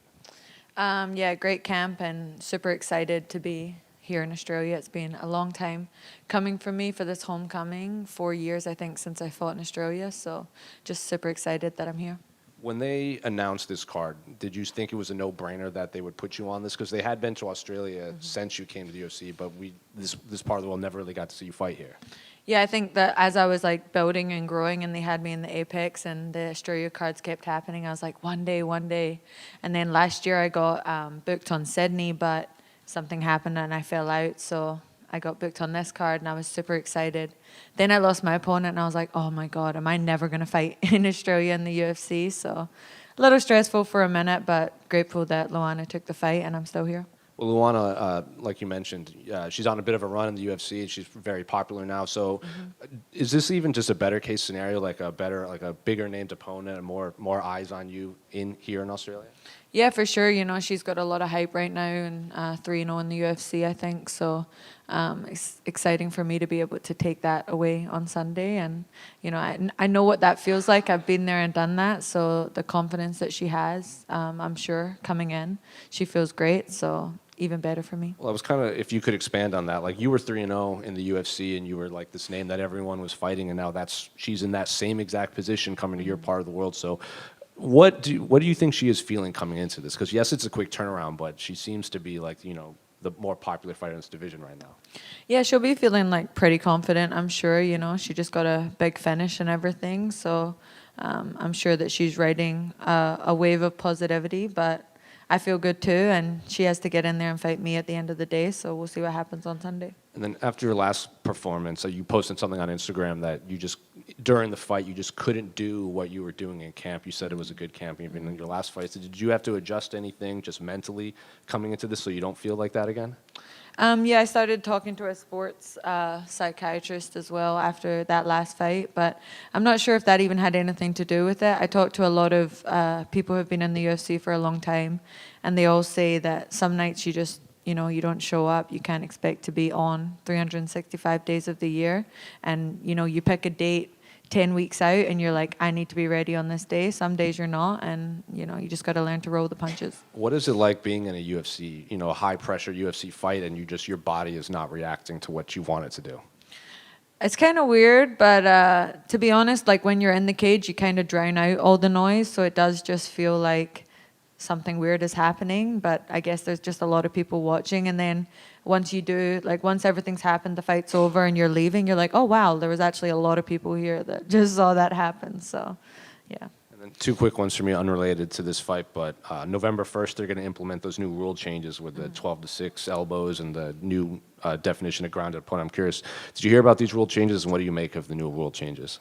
Yeah, I heard about them, and I love them, especially the knee one. I think people play that game too much where they try and put their fingertips down so that they can't get kneed. So just gives us more opportunity to land damage in close. And then the 12-6 elbows, obviously, that was famous with John Jones. So, yeah, it's great. And then I'm sure I know your answer to this, but how do you see the main event between Israel and Dricus playing out?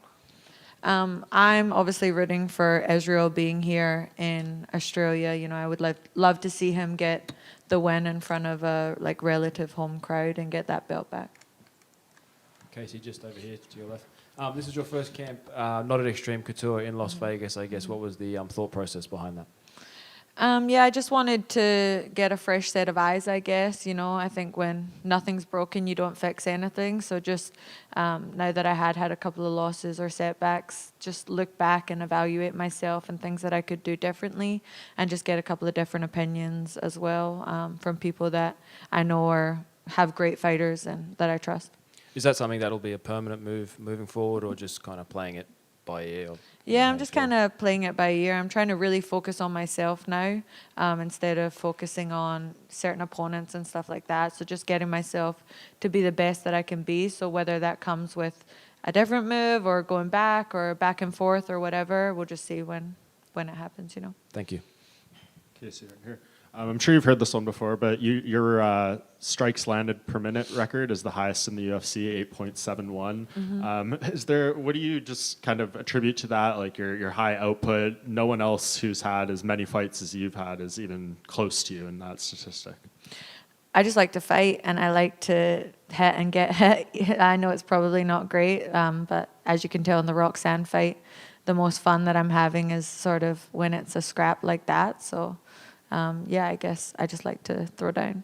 Yeah, I'm sure it'll go down over time with the more fights, just on average, but... maybe not. Yeah, maybe not. I was going to say, do you feel like that's something you will be able to maintain for a long time? Yeah, I pride myself on having really good cardio. It's something that I make sure that I maintain year round, so I'm always ready to jump in. So I love having high cardio, high pace. I feel like it breaks a lot of people. So yeah, it's something that I definitely look to have my whole career. And Casey, you have obviously your Scottish roots, Scottish flag, training in America, but you did a lot of your time in Australia. Can you talk about how important fighting in front of Australians are and kind of getting the love from Australia? Yeah, so my whole MMA career has been here in Australia pretty much. My whole amateur career was here. I started MMA here, put everything together here, and then had my first 4 professional fights here in Australia. So going to the live events before I was in the UFC, it was always my goal to be in the UFC one day and fight here in Australia. So very excited that it's here. And obviously the regional promotion you came up in is on this weekend as well. Is it important to kind of go back to your roots to see where you came from to obviously the sort of star you've become now?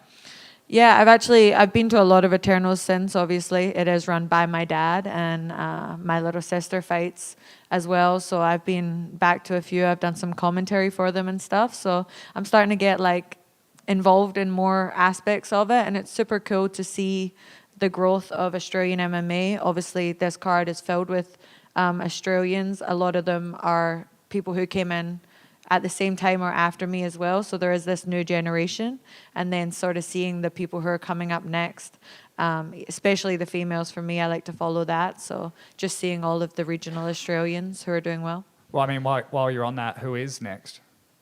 In terms of females? Yeah. I would say Jacinta Austin's probably the closest. She's been doing really well. I think maybe 1 or 2 wins away from getting in. Thank you. Thank you. Casey, right here. You had one of the more interesting celebrations, I think, when you beat Antonina Shevchenko. How do you think your celebrations compare to Raygun? And are we gonna see another celly after this weekend? You are actually. I was practicing it this morning when I was training, so I'm not going to give it away though. You got to wait and see what my celebration's going to be. And I know there's a bit of history there between you and Veronica Hardy. She's on a bit of a win streak now. Is that one you want to get in the future? Yeah, sure. I'd love to fight everybody in the division. You know, I think I've always said that. I think that as long as you can stay in the UFC and continue to do well, you'll end up fighting everybody. So, yeah. And sure, I guess it's kind of a little bit of a grudge match, maybe. Cheers. This guy stole my question about ray gun. Thanks, mate. But I'll go on to obviously a bit of history as well, because your fight on Sunday will be only the second women's bout at UFC in Perth. Mhm. But you're creating a little bit of history because you'll be the first Australian woman to fight in Perth. What does that mean to you? Wow, that's awesome. I actually didn't know that. But yeah, super cool. My last regional win before I got signed to the UFC was actually here in Perth as well. So it's been something that I've sort of been looking at as a manifestation kind of, or something, I guess, something along those lines. But it was my best performance regionally. So I'm looking to put my best performance here for Perth and get the crowd going. And it'll be nice to have a crowd who's actually behind me this time, because obviously in Houston, I had that incident, I guess, but it's nice to have some Aussies around. Mitch already touched on it, but obviously it's been billed as Australia's biggest fight weekend, because it's obviously not only a massive weekend for you, but massive weekend for your family. Obviously, Eternal 87 on Saturday night with the prolific Cam O'Neill, and obviously I see Robin O'Neill over there as well. So a huge weekend for your family, and what we mean to cap it off with a victory on Sunday and a bit of breakdancing in ray gun style. Yeah, it'll be awesome. So my dad's done super well on building Australian MMA. You know, obviously he's not done it alone, but he's been a big part of building Australian MMA regionally here. So proud of him, and I hope to make him proud on Sunday too. Casey, just down here, talking about Cam, when was the last time he saw you fight? He comes to pretty much every one of my fights now. Yeah. So he'll travel with you with the UFC? Yeah, he has. Yeah, he was in Vegas in December. He was in London when I fought there as well. So he just comes to as many as he can. Is there any other family who will get a chance to see you now that it's back in Australia? Yeah, my mum's flying in from the Goldie, and my sister's here, obviously, and then a bunch of friends from the Goldie are coming down as well. How is that for you when you've got kind of friends and family around you, but you've got to focus on the task at hand? It's all right. I actually experienced it kind of in London. My family who live in Scotland came down for that one, so I've got some practice of it now, and I like to just like let them be and see them after the fight. Awesome. Thank you very much. Thank you.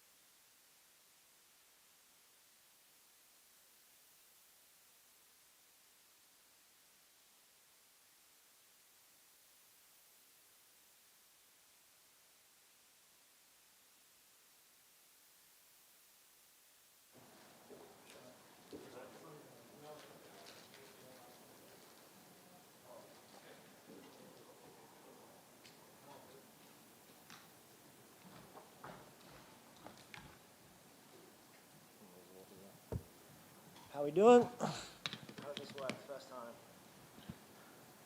Just grab the mic right there. That's a good start. There we go. So I guess first UFC Media Day, how's fight camp been? How's fight week been for this massive card? And, welcome to your first Media Day. Yeah, it's pretty crazy. Just walking up the stairs, a lot of people here, a lot of cameras. It's it's been unreal. Yeah, definitely not what I'm used to. But yeah, the training camp's been really good. It's been awesome. Best one yet. Like I've just been able to focus on this fight. And yeah, the whole experience has just been just unreal. Just an amazing experience. What specifically about this, besides being able to just focus on your opponent, but why was this the best camp you've had? Like I got a few sponsors on board, like after signing with the UFC, and just been able to just train and not have to worry about working too much. I was able to reduce my hours. So yeah, just been able to train and focus on fighting. Whereas opposed prior fights that I've had to manage, working full time and all the rest. So yeah, this has been the best camp for sure. Where were you working? Just working for myself, just do electrical work. And I run a martial arts school as well, which I'm still doing now. But yeah, I own and run a martial arts school with my wife. And we got 3 kids as well, so it's just it's a lot on our plate. And but yeah, this has been able to take some of the weight off, like signing with the UFC, and it's a dream come true, and it's living the dream. Like get to train full time, pretty much. My job now is just coaching at my gym. So still martial arts, still in the game, still teaching the next generation, sort of thing. And it's like I said, dream come true. When you say electrical work, is that like going to someone's house as an electrician? Like, what exactly were you doing? Yeah, I'm an electrician by trade. So yeah, just doing whatever. Lights. Is that equally as hard on the body? Yes and no. Yeah, like like working for 12-hour days or whatever is rough on the body, but I'm glad I don't have to do it anymore. Don't have to crawl in roofs and all that sort of stuff, and get underneath dirty houses and stuff. I'm pretty stoked about it. And obviously, what do you make of your opponent, Jesus Aguilar? Did you know who he was? Did you watch tape on him? What do you make of his skill set?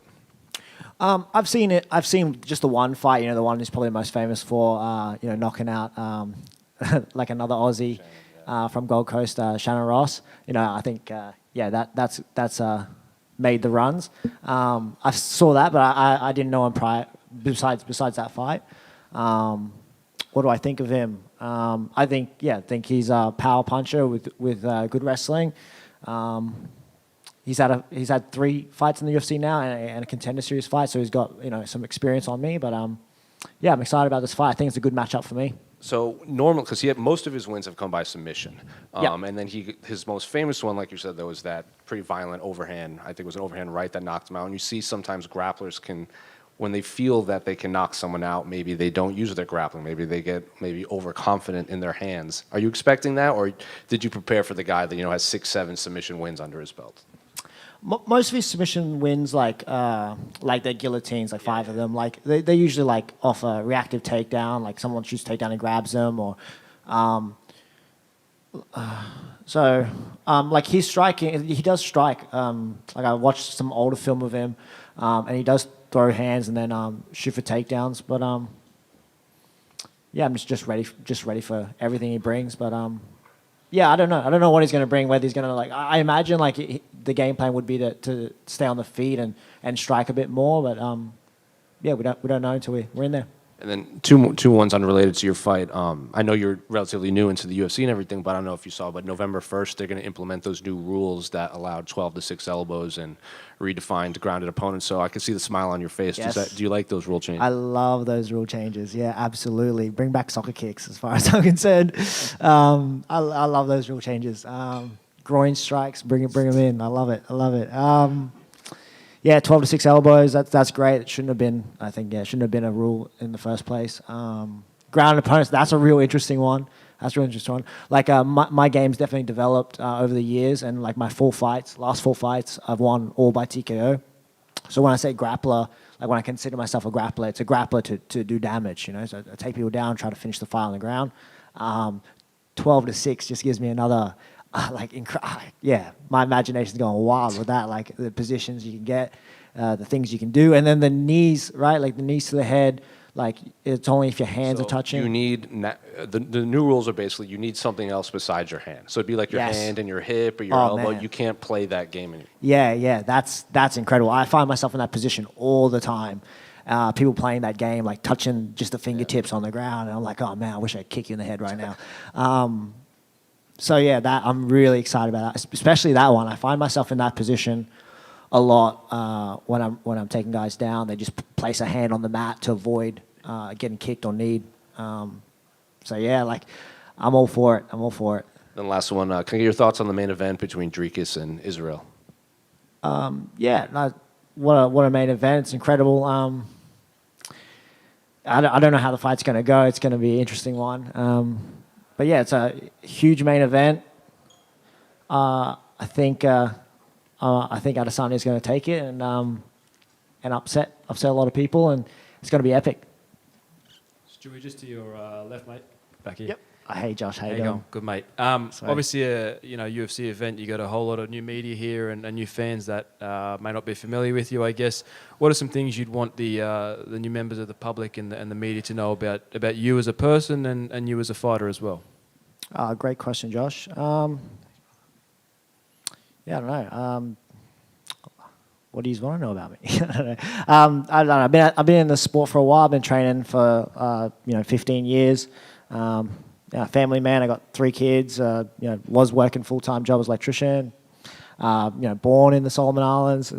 That's a interesting topic for a lot of people, I guess. Like first Solomon Island fighter to be on the UFC. I just got told that just in the back room by one of the guys first Solomon-born fighter in the UFC. So that's pretty cool.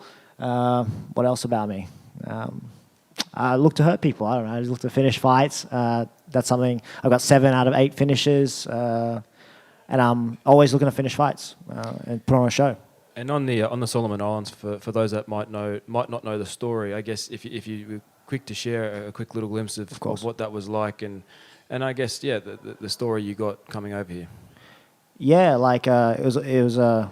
I have really good memories about the place. I was 6 when we moved to Australia. There was not very good times, some ethnic tensions and craziness happening over there. So we moved to Australia. But I've got nothing but amazing memories of the place. I went back when I was 9, when things settled down a little bit, and then things popped off again, and burning towns, and it was a pretty crazy time. So then we moved back to Australia pretty much for good after that. But I spent about 9 years of my early life in the Solomon Islands. And I've got as a child, just amazing memories of the place. I really love the place. And I've gone back for holidays and stuff. And I've said it to an interview before, I definitely see myself retiring there one day. And I don't know, I love the lifestyle there, just fishing and, laying in a hammock. I'm definitely island boy at heart. I just love that, being outdoors and doing a bit of spearfishing. Not very good at it, but I have a crack. And Solomon Islands has a big place in my heart. But I've lived most of my life in Australia, and I definitely represent Australia first and foremost as where I'm Australian. Solomon Islands has a big place in my heart. And last one from me. Obviously, Beatdown Promotions is the promotion you fought on predominantly before getting signed. Obviously, for those that don't know, Junior Tafa fought on Beatdown Promotions, but you become the first fighter that's had multiple fights for Beatdown Promotions run by former UFC athlete Damian Brown. So I guess what does that mean to you to push them along and to help them rise in Australian MMA? Yeah, it means a lot to me. Beatdown Promotions is an incredible show. I went and watched the first show, and I was like, oh man, the production is just incredible. And I knew I wanted to fight on there, and then I had my first fight on there, and it was perfect. It was all run on schedule. Damien's ex-UFC fighter. He knows what the big show's like. He knows that you guys run a tight ship, and it's just incredible. And he's trying to emulate that on obviously a smaller scale, smaller budget. But he's done an incredible job with that show, and I just keep coming back because epic show, great fights. It's great. Stewart, just over here to your right. Hey. You're a man who has been signed to the UFC directly. A teammate of yours went through Contender, but you got directly in. What does that mean for you, and does that add any pressure getting straight in? Oh yeah, like I said, man, it's just a dream come true. This is this is unreal. But does it add any pressure? It would have been nice maybe to like have a little step up, something like a little stepping stone in between. Like this is crazy. I heard on fight nights you don't do this, this sort of thing. But this is this is a lot for me.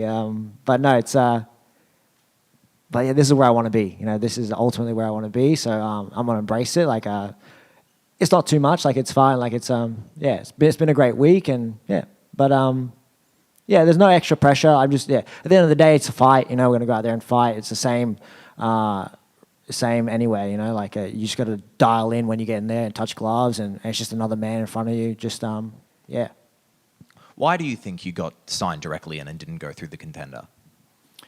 Right time, right place. I mean, it's hard. Like there were a few people vying for the spot. But yeah, I don't know. I'm not the the guy that makes those decisions. But yeah, like I'm just grateful to be here. But yeah, I don't make those decisions. So I have no idea. But I'm stoked and I can't wait to put on a performance. During your time on the regionals, there was a bit of a triangle at your weight class with you, Sean Gauci, and Anthony Drilic. Those two other men are signed to Dana White's Contender Series, with the rumor being they're going to fight each other. I think that's confirmed, yeah. What are your thoughts on that matchup? I think Sean wins that one. I've done some training with Sean. But yeah, I think it's an awesome fight. You know, anything can happen. But yeah, I think Sean wins that fight. I think it's a great fight. I think Sean's got more tools to win that fight. As I mentioned before, you were a teammate of Tom Nolan. What has the feeling been like in the training room where you're both gearing up to both the biggest fights of your lives? Yeah, the atmosphere is pretty awesome at the gym. Like, there's a few guys, not just Tom and I, but there's a few guys fighting and stuff. And it doesn't matter if it's the UFC or I mean it does, but a fight's a fight. Like, you're gonna give it everything, right? You're gonna give it 100%, whether you're fighting on the local scene or fighting in the UFC. Like, at least that's what I've always done. I've always just given every fight camp my 100% effort. And a lot of the guys are fighting. Everyone's full steam ahead, like getting after it. And it's been a great camp. Last one from me. You mentioned about how this is all a bit hectic. Yes. To immediately be dropped into this. Tom Nolan is a man who has had a few more UFC fights than yourself. Did he give you any advice with dealing with kind of the new level that the UFC brings? Yeah, like I ask him questions and stuff, but you don't I still take him by surprise coming up the stairs. It's still you can tell me what it's going to be like to walk out to 6,000 people in RSC Arena, but to do it is something else. I'm excited. I'm excited to feel the same feelings that I have now, like just excitement and you can't prepare for it. You just got to come out here and do your best. Thank you very much. No worries, thank you. And Stewie, with your newfound fame, you've obviously got a lot of people online and comments. You've been posting it recently about just complete randoms with their thoughts on your abilities. How has that been to adjust to? It's good. I think there's a lot of comedy out there, eh? Like a lot of positive messages. I've been seeing some weird memes and stuff and stuff out there. I think it's been awesome. Tom, said probably advice he gave me is probably stay off that stuff, but I've been enjoying it. I've been soaking it up and reading the comments and liking and replying here and there where I can. It's a busy week, but try to get back to people and soak it all in and have a good time with it. And finally, this is, your first event. Of course, you're going to look back on this one day, and in 5 years when you watch this back, where will you be? At the top. 5 years. That's I plan on being at the top before then. And then 5-6 years time, when I'm 30, I'm 29. I'm not super young. When I'm 34, 35, I'd probably be looking, at closing the chapter. So I'm going full steam ahead, trying to get as far as I can, as soon as I can, and stay busy. But the flyweight division, I think, has a shorter life. I think I mean, the 35 curse, for under lightweights, I believe that's real, because we rely so much on speed. So 6 years time, I'll hopefully be retiring undefeated. Do you think you'll get a title shot quicker than Steve Erceg? Oh man, that's got to be like close to a record. No, I don't think so. But what is it? 1 year was he? Was it less than a year? Like that's, that'll be hard to beat. That'll be really hard to beat. Let's just take this one fight at a time.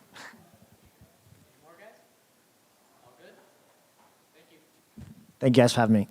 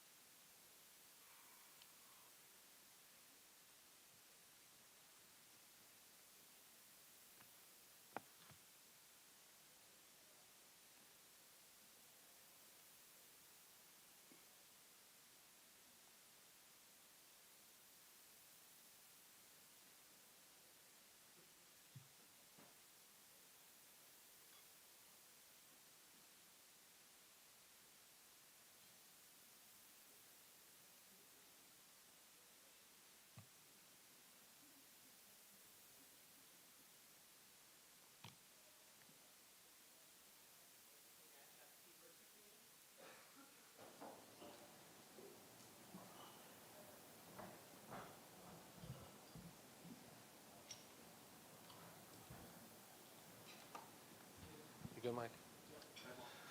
Well, Steve, over here, other side. Obviously, the last time we saw you preparing for your first UFC title shot, I guess, how has life been since then? You don't have to do as much media for this fight week, I'm sure, even though you are the co-main event. But I guess, how's life been and what lessons have you taken away? Not just from the fight, but just that whole build-up and experience towards that. Honestly, life has been exactly the same. Again, I don't know, I learned a lot of lessons. I got a lot of confidence from the performance. I know it didn't go my way, but I know that I can hang at that level. I know I can go 5 rounds and push the pace. So there's a lot of good things that came out of the fight, even though I didn't get the result I wanted. And it didn't seem like you took a whole lot of damage in that fight. So I guess how soon after the fight did you hop back into training? Because, you see some of these guys, they lose their title fight. It's not a one-sided loss. They get that itch almost immediately. Yeah, so it was probably a good thing that we had a holiday around Argentina and that sort of thing planned, so I had to take time off. But as soon as I was back, so I think it was 2 weeks I was over there, and as soon as I was back in the gym getting ready for whatever the future held at the time. And of course, once they announced this card, it seems like you were the name everyone assumed would be on this card. So did the UFC tell you, even how far ahead of time did they tell you, we're coming to Perth and you're going to be on this card regardless? Well, I knew they were coming to Perth, and I don't remember how long before the fight they gave me Kai's name, but I wanted to be on it. They obviously were happy to have me on it, have a Perth boy represent on the card. So as long as I wasn't injured, I was taking the fight, whoever they gave me. So I think, they just threw a name and they knew I was going to say yes. And what do you make of Kai as an opponent? He's a guy from this part of the world that's kind of the veteran of this division. So I'm sure you watched him before you got to the UFC. And so what are you expecting from him on Sunday morning? Yeah, he's a very good fighter. He's super explosive, very good takedown defense, and he hits really hard. So I definitely have to mind my P's and Q's, but I just think I'm better at the end of the day, and we're going to find out on Sunday morning. Have you, the approach to this as compared to Pantoja, because like you said, Kai has, he hits hard and not everyone has knockout power in this division. Have you had to approach Kai differently than you did for a Pantoja in a 5-round fight?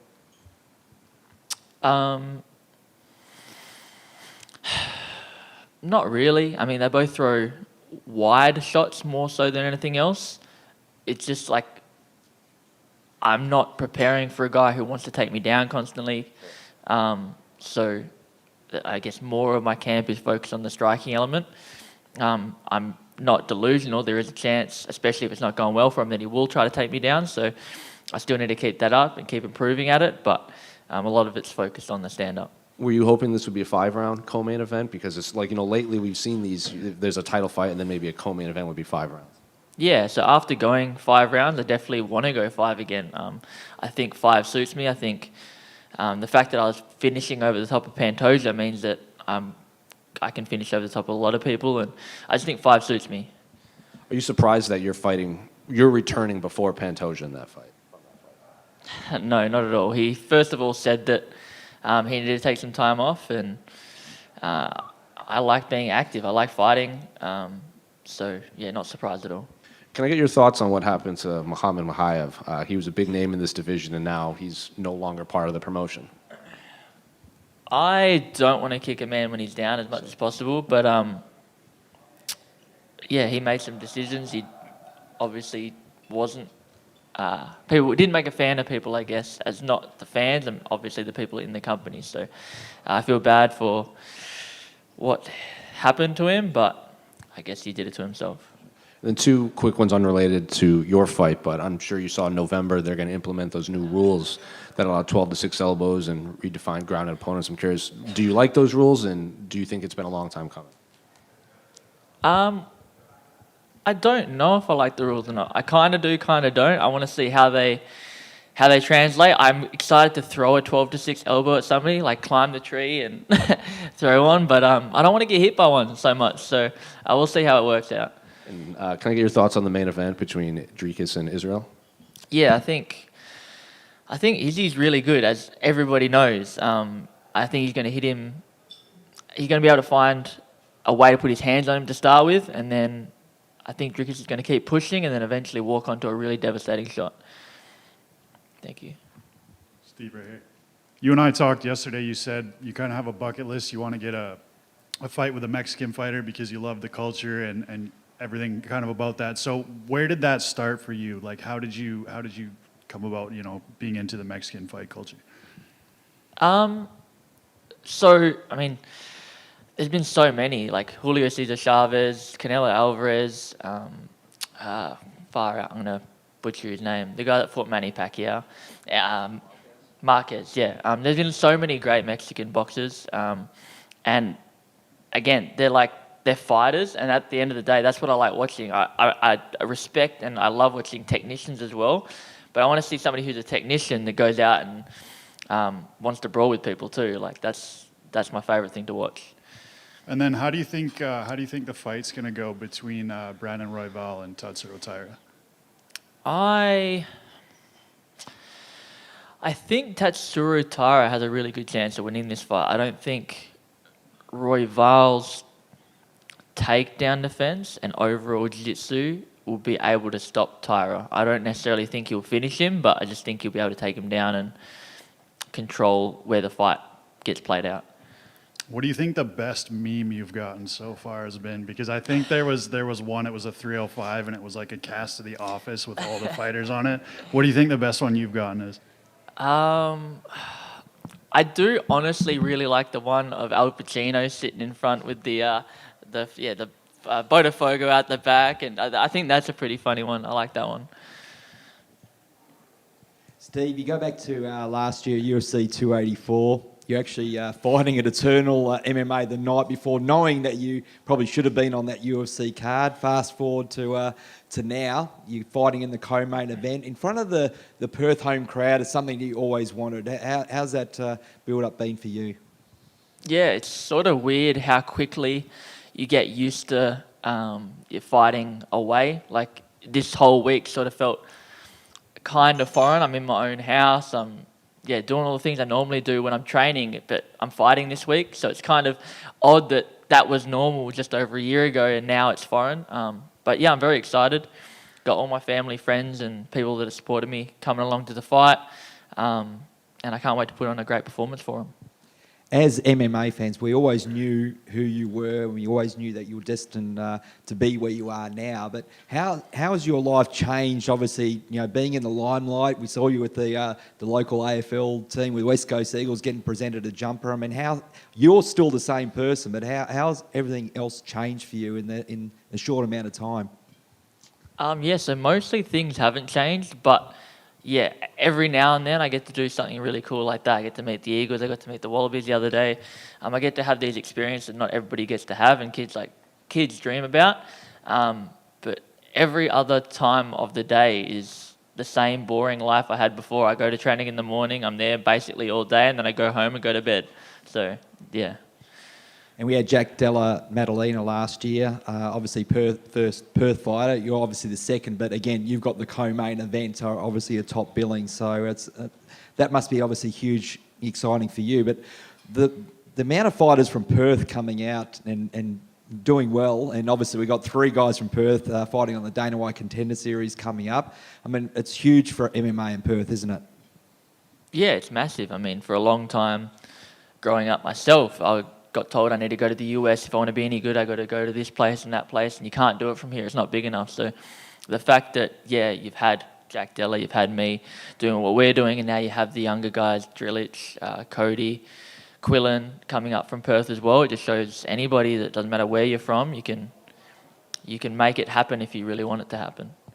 And speaking of history, again, aside from probably staying in combat sports, we've got another young Perth fighter, Alex Winwood, fighting for a world title in only his 5th professional fight on September 7. I saw you caught up with him during the week of the Welcome to Country.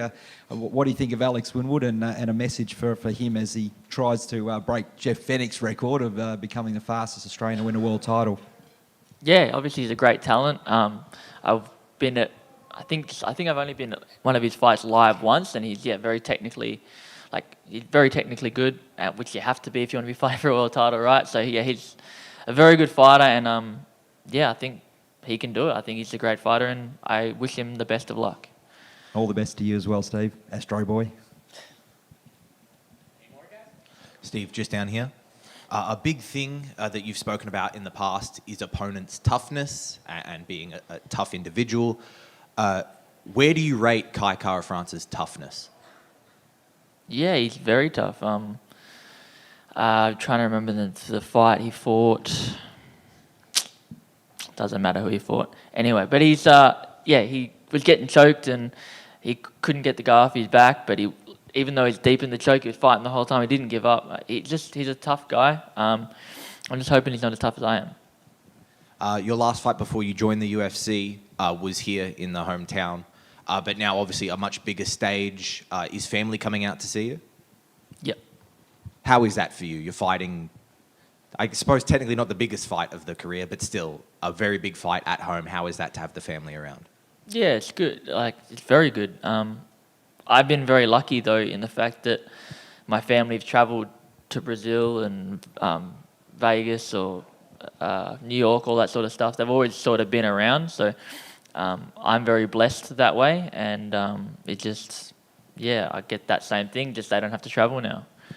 I feel like Perth really embraces its sporting heroes and legends. I was at the Perth Museum the other day. There's a lot of Perth sports memorabilia. Do you think we could get something of you in there? I think I need to do a lot more in the sport before that's even a twinkle in my eye. So, that would be awesome, but I've got a lot more to do. Thank you. Steve, one more in the front right here. Just purely out of curiosity, because I assume I'm the only Mexican here. Yep. There's debate between Canelo and Chavez Sr. as the best Mexican boxer. I'm curious where you stand on that. Chavez Sr. for sure. Yeah. Steve over here, mate. Canelo is amazing, though. I'm not taking it away, but Chavez was What do you amazing. make? People are saying he's ducking opponents now, because he doesn't want to fight Crawford, doesn't want to fight Benavidez. I doubt that's true. He's gone up and fought way above his own weight against the toughest guys in the world. So I can't imagine he's ducking anybody. But they said the same thing about Floyd. He fought all the best guys for a long time, and then at the end of the career, he didn't necessarily fight the people they all wanted him to fight. But to say that he's ducking people, I think is also crazy. Steve, you spoke yesterday about you think you're probably 2 wins away from being back in that title contention. Have you outlined a path back there yet after what was a disappointing earlier fight this year, I suppose? Well, the result was disappointing. I have like a rough guide. Obviously, Kai's first on the list, and then Amir Albazi and I don't know, Moreno, Royval, somebody like that. I think would be the guys. It's a bit of a race between you and Jack to be the first champion at this stage. Is the goal, you're the co-main event, is the goal to be the headline act and defending a title in Perth? Yeah, of course. That's whether it's being the main event or not, my goal is to be on Perth as a title holder. I got an opportunity to obviously fight for a title, and if I had won that and came here, I would have been the co-main event still. Just I would have had a title, and that would have been very exciting. Thanks, mate. Thanks, guys. Thank you, guys.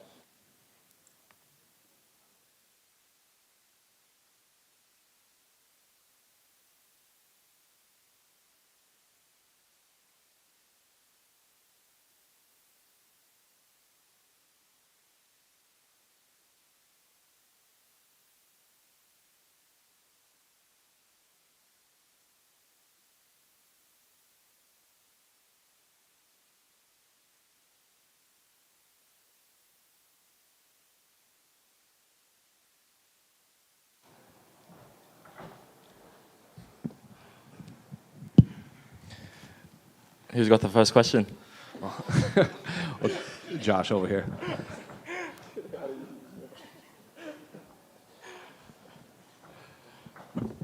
So who's got the first question? Well, Josh, how long are you guys planning that one? Literally, he just said to go, let me go out first. I bet they'll mistake you. Literally just said then we were waiting over there. He goes, let me go first. So, yeah, thought it would work. So, I mean, it worked. It got you, didn't it? It did get me for a minute because I looked, I'm like, something's different, but I don't know enough. But I should just let him stay up there. It would have been fun. Well, obviously, the last time you fought here in Perth, you got that massive pop. There was a lot of like emotion at weigh-ins and face-off and everything. And until the main event, you probably had the biggest pop of the night. So you're expecting that again on Sunday morning? Yeah. Well, I'm looking to put on a performance that's going to have the same type of pop. But yeah, I'm ready. I'm just ready to go. Super excited. Good memories here. And I look to do and repeat the same. You said on your social media that you promise this won't go to the scorecard. So what about this matchup? Is it the matchup specifically, or is it how you're feeling from fight camp, just how confident you are? No, it's the matchup. It's you need a good dance partner, and Ramos is a fantastic dance partner. I think us both stylistically, we're gonna put on a great fight, and I just don't see it going to the decision. Yeah. I think me and him are just super exciting fighters, and we're both looking to finish.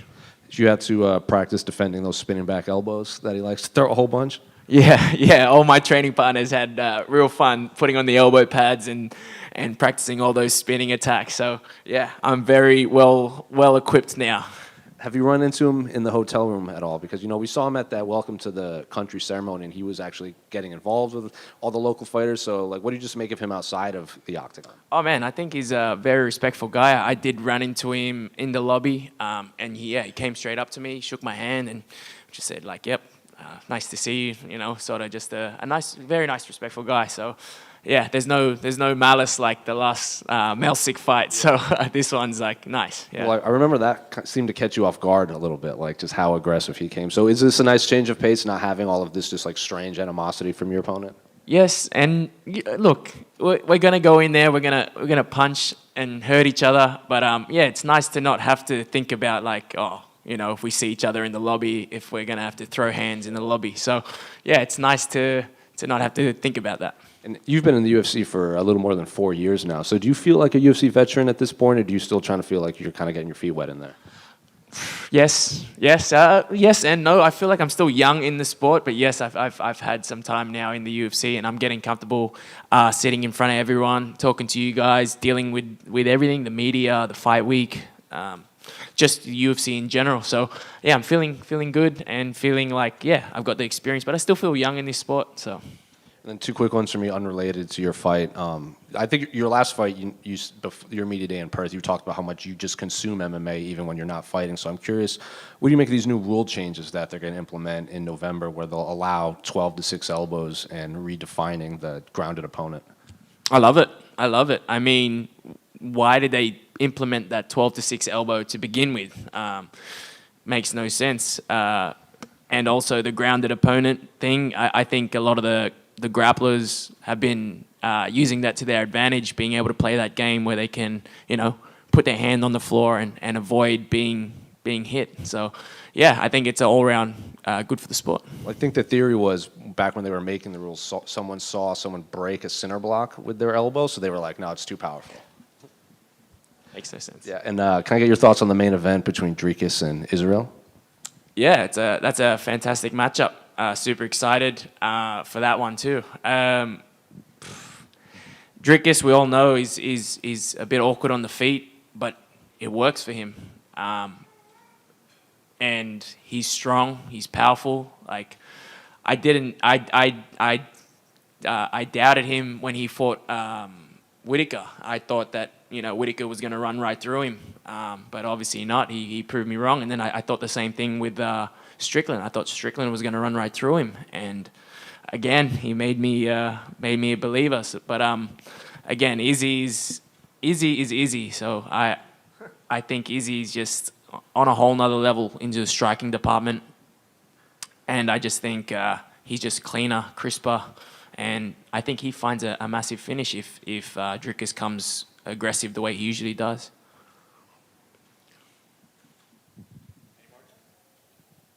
Josh, over here.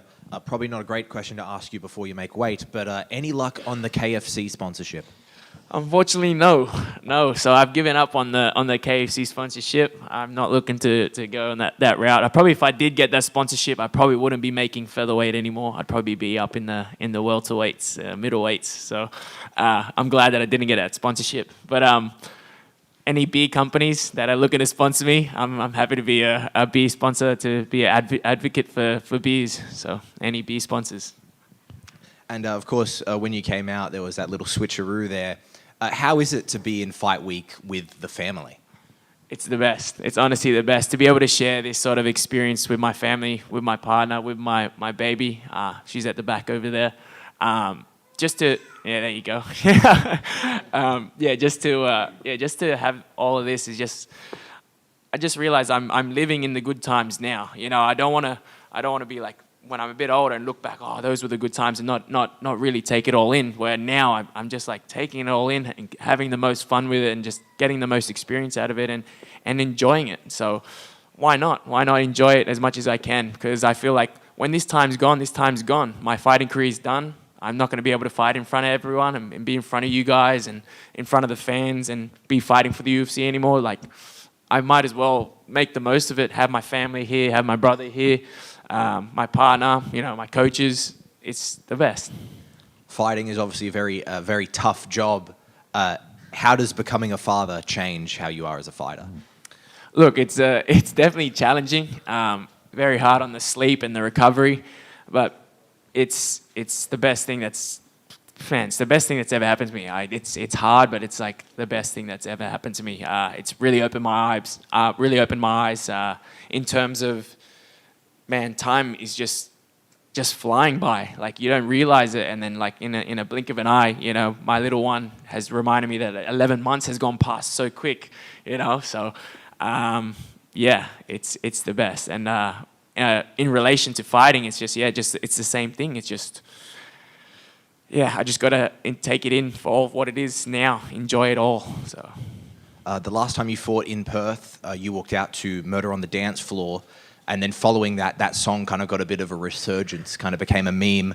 What's the next trend that you're going to introduce to the world? That's a secret. No one knows yet. No one knows. Not even my corner knows. They don't know what they're walking out to. So this one's kept down low. Not even my partner knows. So everyone doesn't know, besides probably the girl that's picking the walkout song for me, but no one else knows. Awesome. Thank you very much. Josh, I just got one. There was, I don't know if you heard about this or not, I just wanted to get your thoughts on it, but there was an urban legend kind of going around for a while that, this is going back to the swap at the beginning, that back in the day that Matt Hughes used to actually swap with his brother and weigh in. Like, I just wanted your thoughts on that. If he could come up here, Joe, real quick. Just come up here real quick. You reckon you reckon he could make 145 right now? How much do you reckon he weighs right now? Yeah, he ain't doing no weight swap with me, if anything.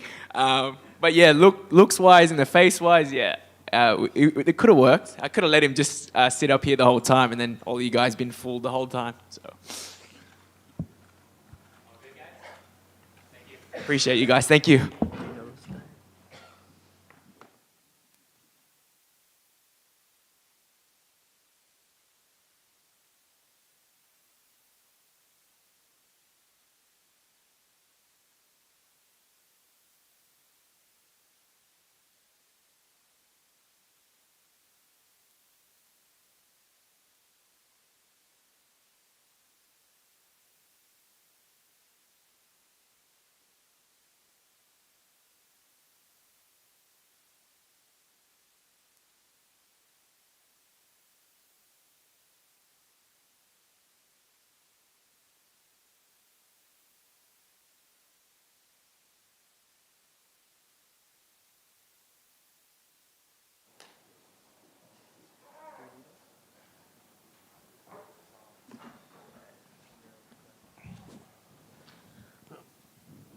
Hello, guys. Yo. Mateusz over here. Obviously, long way to come to fight Dan Hooker here in Perth. So I guess, how's preparation been? How's fight week been? And what was that journey like all the way over here to Perth? Everything going to according to plan. I am happy. I come to Australia last week. Acclimatization is great. Body is great. My weight is good.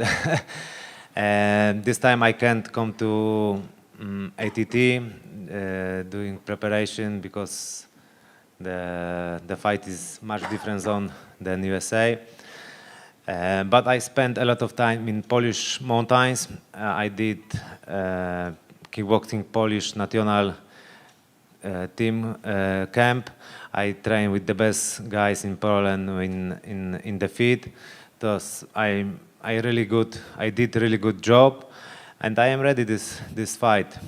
Was that in preparation for Dan specifically, giving his long reach and his, he likes to strike. He's not made that a secret.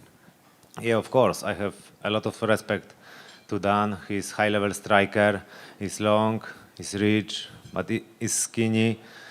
Of course, he wanna rip my head off from his knee or uppercut or kick, whatever. But this is just striking, bro. This like the paper. Can be a simple fight to me because I need to be careful. Just this weapon. But if I take him down or something, then fight will be for me. I wanna challenge himself in the ground. Yeah, he's high-level striker, but this is not Q1. This is gonna mix martial art, and I wanna show fireworks. Were you expecting maybe someone higher ranked? Because you had weighed in as a backup for a title fight. You beat a former champion RDA, and there's up the top of the division. None of them really have fights right now. So were you hoping for maybe a higher ranked opponent than Dan? Always I looking for higher opponent than me, but this time was difficult time in lightweight division because nobody was available to top 5. This is one thing. Another thing is I don't wanna wait too much to my next fight. My last fight was in March. Now we have August, so this is like 6 months. I wanna be active. I wanna get more experience to UFC cage. This is gonna be my number 10 fight in UFC. So this is still not too much. Hooker is huge name in UFC. He beat really good guys. I am glad that I get this opportunity. I am thankful UFC that give me these guys. If I wanna give good performance show in the Sunday morning, I know next fight will be really big. Did you talk to Dustin at all in preparation for this? Because he obviously had that 5-round war with Dan a couple of years ago. Always I talk with Dustin. He's a great person. He give me a lot of motivation, a lot of good vibes. He texted me message then last week. Of course, he fought with Dan Hooker 2 years ago, right? But this matchup was like striker versus striker, much different than my fight will be against Hooker.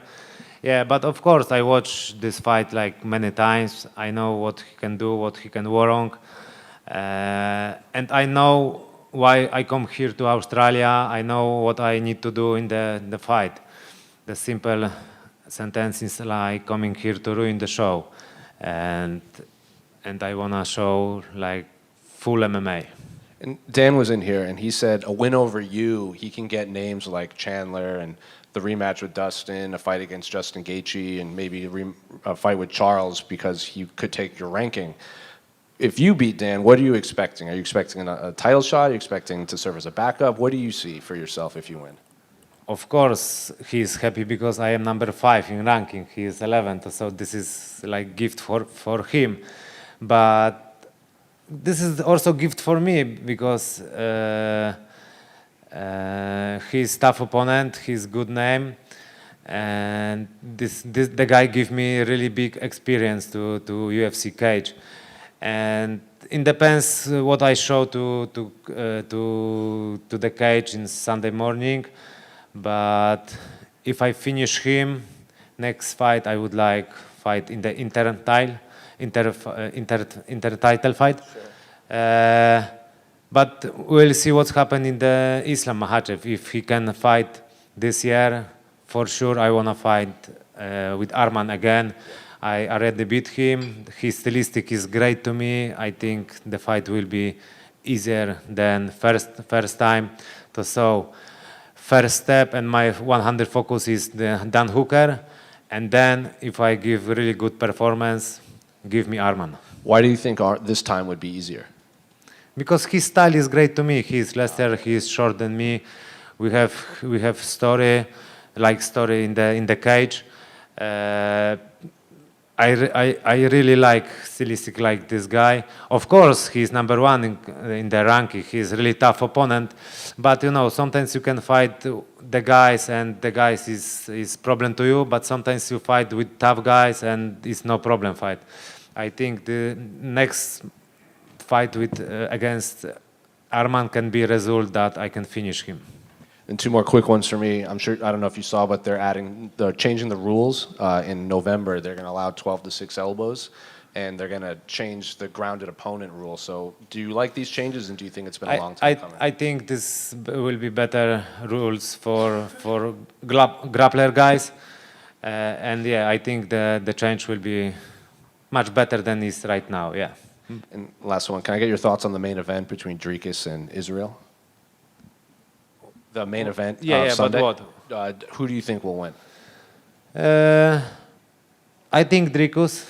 I like the guy. We have good relationship.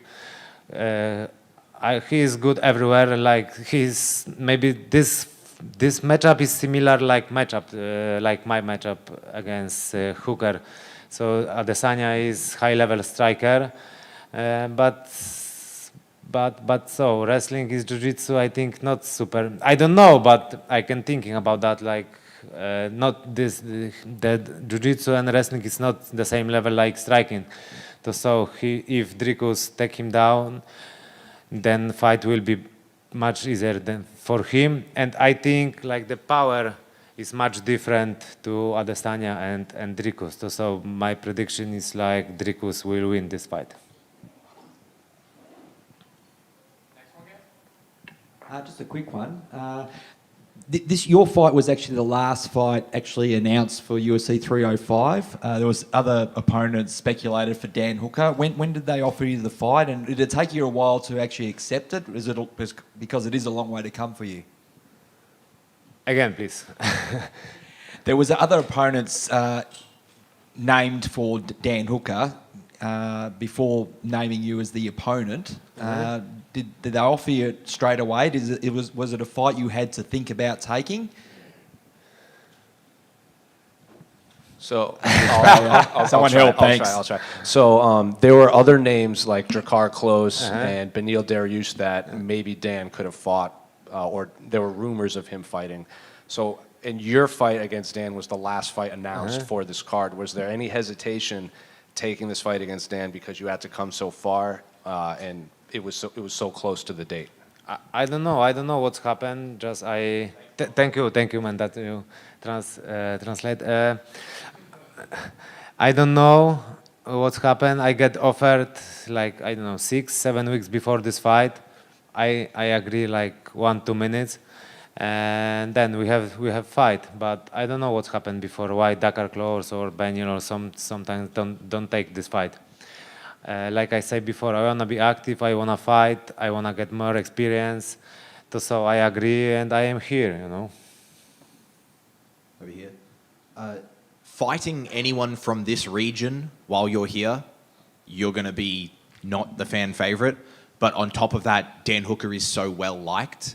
What do you think the reaction of the crowd to you will be, and how do you feel about it?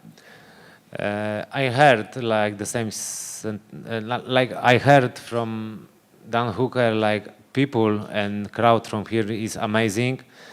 So I'm counting of this atmosphere in the show and the people. Of course, this is enemy territory to me, but bro, I am from Europe. Everywhere when I go, this is enemy territory. For example, maybe not Miami because Miami is my second home, but in Las Vegas, Abu Dhabi, on somewhere, everywhere I am, and this is not my place. But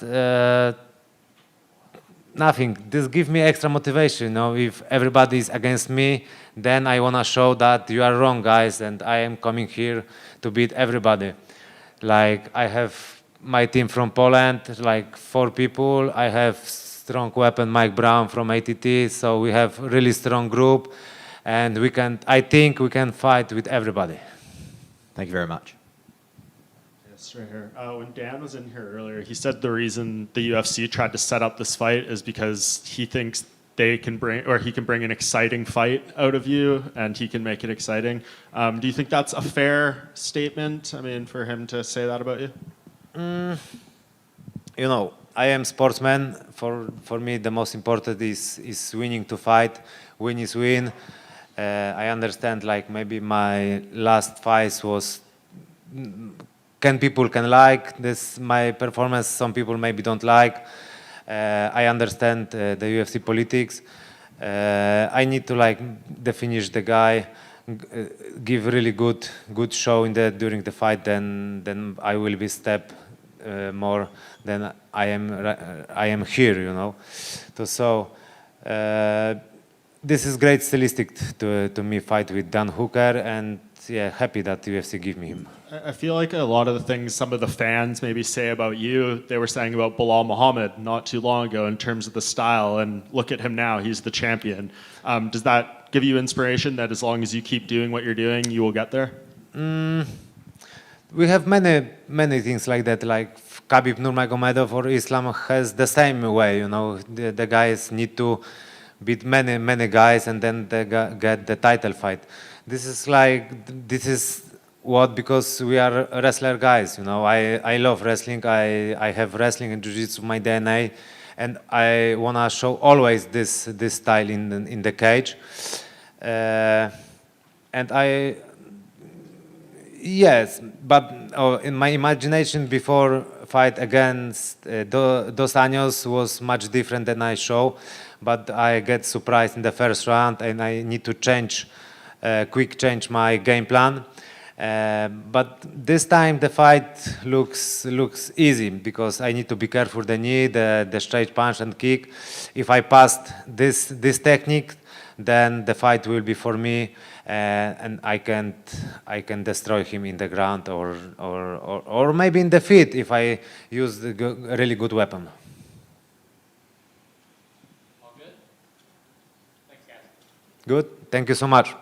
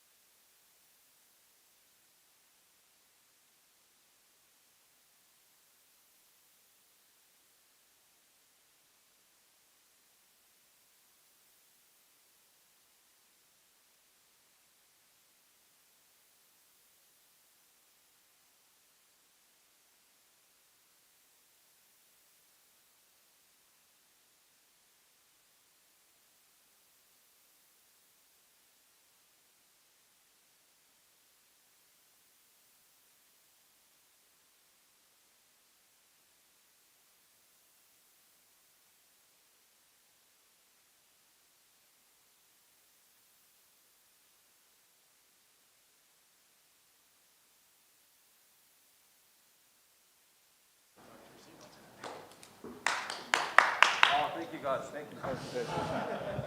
How is everyone today? Great. Full send in the building. What's up, homie? Check. Well, Junior, over here.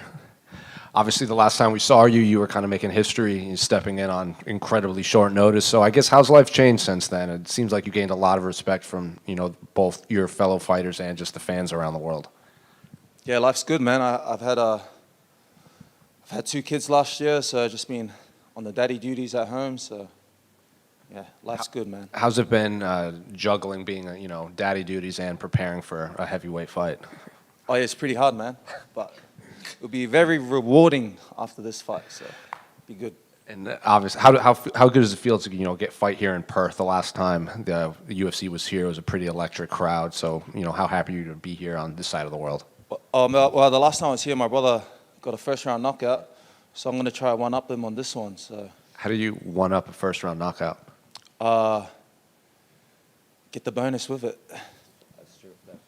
And obviously, you're fighting another brother, Johnny Walker's brother, Walter Walker. So are you a type of fighter that watches tape? Do you care what he does in there? How is preparation for him? Yeah, preparation is good. Watched a little bit of tape, but yeah, I would like to fight both of the Walker brothers if I could. I want to campaign down to light heavyweight, and his brother I would like to come after too. So, anything specific about Johnny, or just you like that fight for you? Oh man, I'm a fan of their fighting style. They're cool cats, But it'd be cool to do both of them, eh? And then just 2 quick ones for me, unrelated to this fight. I don't know if you heard, but the UFC, the MMA, there's going to be new rules implemented on November 1st. The 12-6 elbows will be allowed, and they've redefined the grounded opponent rules. So I'm curious, did you hear about these, and what do you make of them, and do you think it's been a long time coming?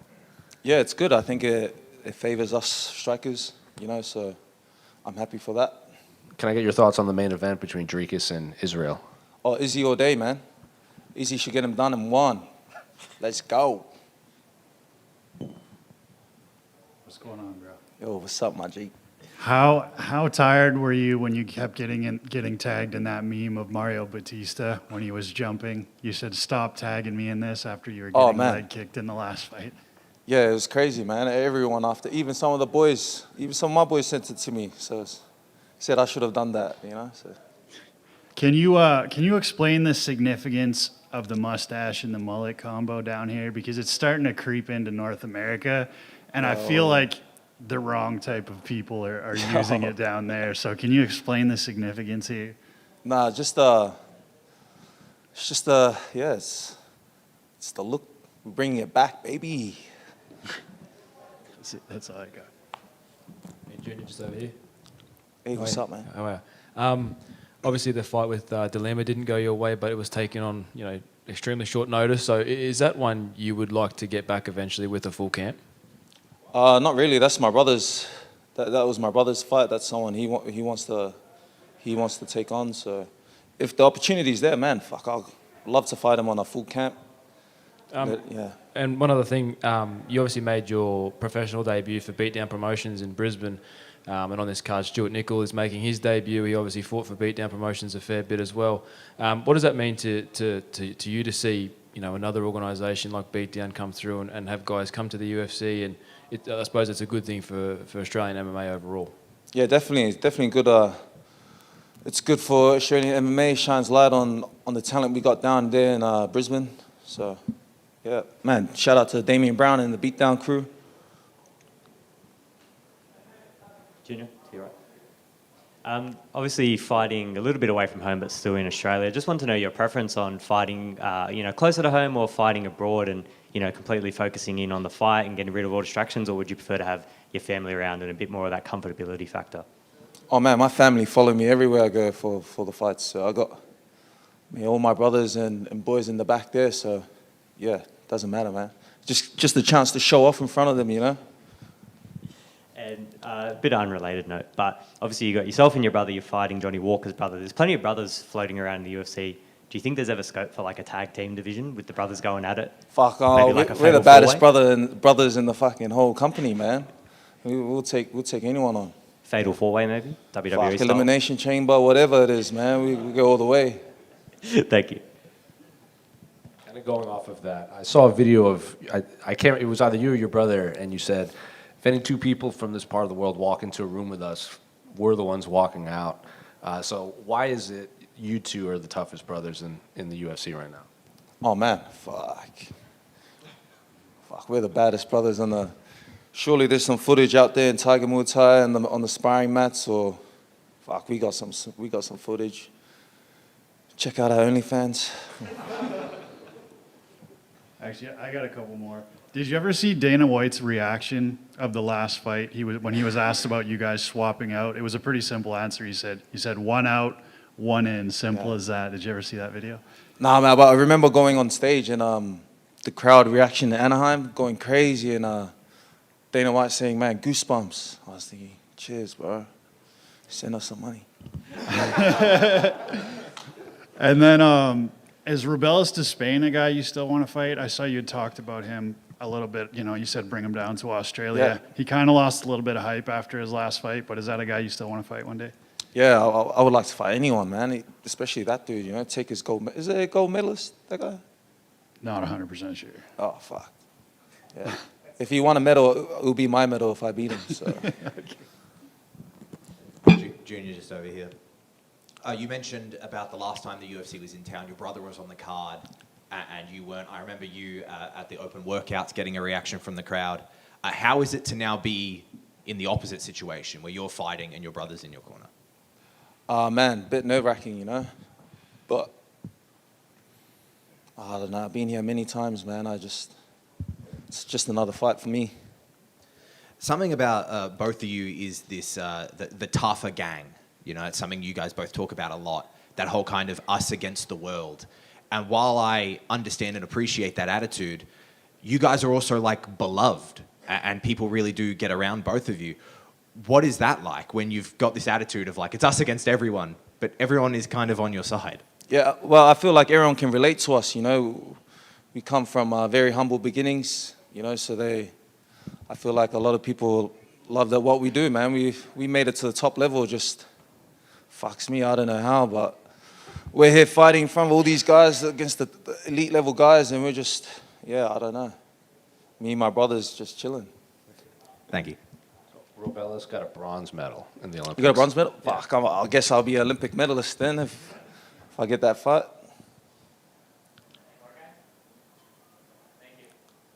Tougher gang, baby. Let's go!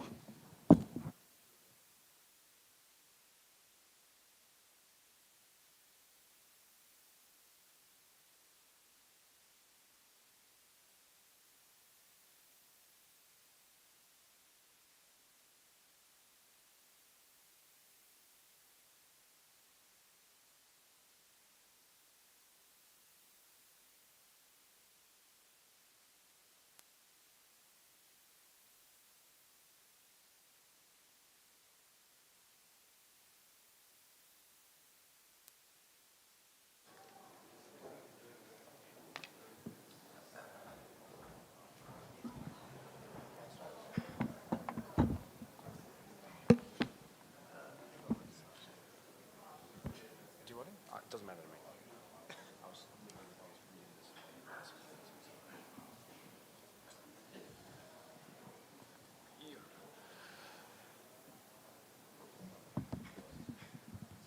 Dricus.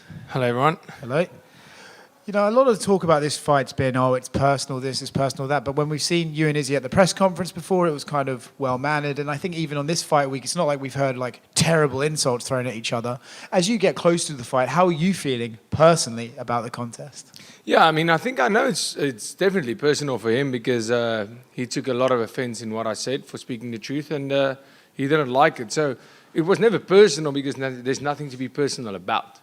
For me, I stated facts. I said what I said. It's 100% the fact. And he took it very personal. So, yeah, he's angry. I don't care. And, I mean, that's it. At the end of the day, I'm here. I'm here for my business. My business is winning. Not defending about winning this fight. When you look at this fight, ignore all the other stuff outside of it, do you think this is almost a contest between two puzzles, right? He was considered this big puzzle that was hard to figure out with his feints and his movement, and now you've come in here and it seems like a lot of people can't even figure out what you're doing to be successful, but you are being successful. Do you see this as a clash between two men who can confuse most of the division, and it's up to the other guy to figure them out? Yeah, I think especially at this level of the sport, that is what you get. I think that is at this level, when you're fighting at the top champion and contender, you get everybody's fit, strong, good enough striking, good enough wrestling, good enough on the grappling. Everybody has aspects. Some a little better, let's say better in grappling, some are better in striking, but everybody's good everywhere. It's about who shows up on the night with the plan, and if that plan is changing, who can, like you say, figure it out. So you can look at it as two puzzles, or you can look at it as two great fighters, and we're going to find out who came with the best armor. You're obviously going to prepare for the toughest guy you can possibly face, right? But there are questions about Israel after that performance against Sean. In your gut instinct and in your heart of hearts, do you think that was an off night for him, or do you think that was potentially the beginning of a new Israel that we're going to start seeing?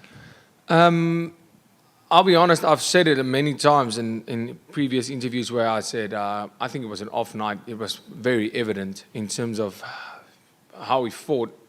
Just the whole fight, you could see it. But then I fought Strickland, and my whole perception around that fight changed. Because now I firsthand experienced what it's like to fight Sean Strickland. He's hard to hit. And with Izzy, he doesn't throw volume.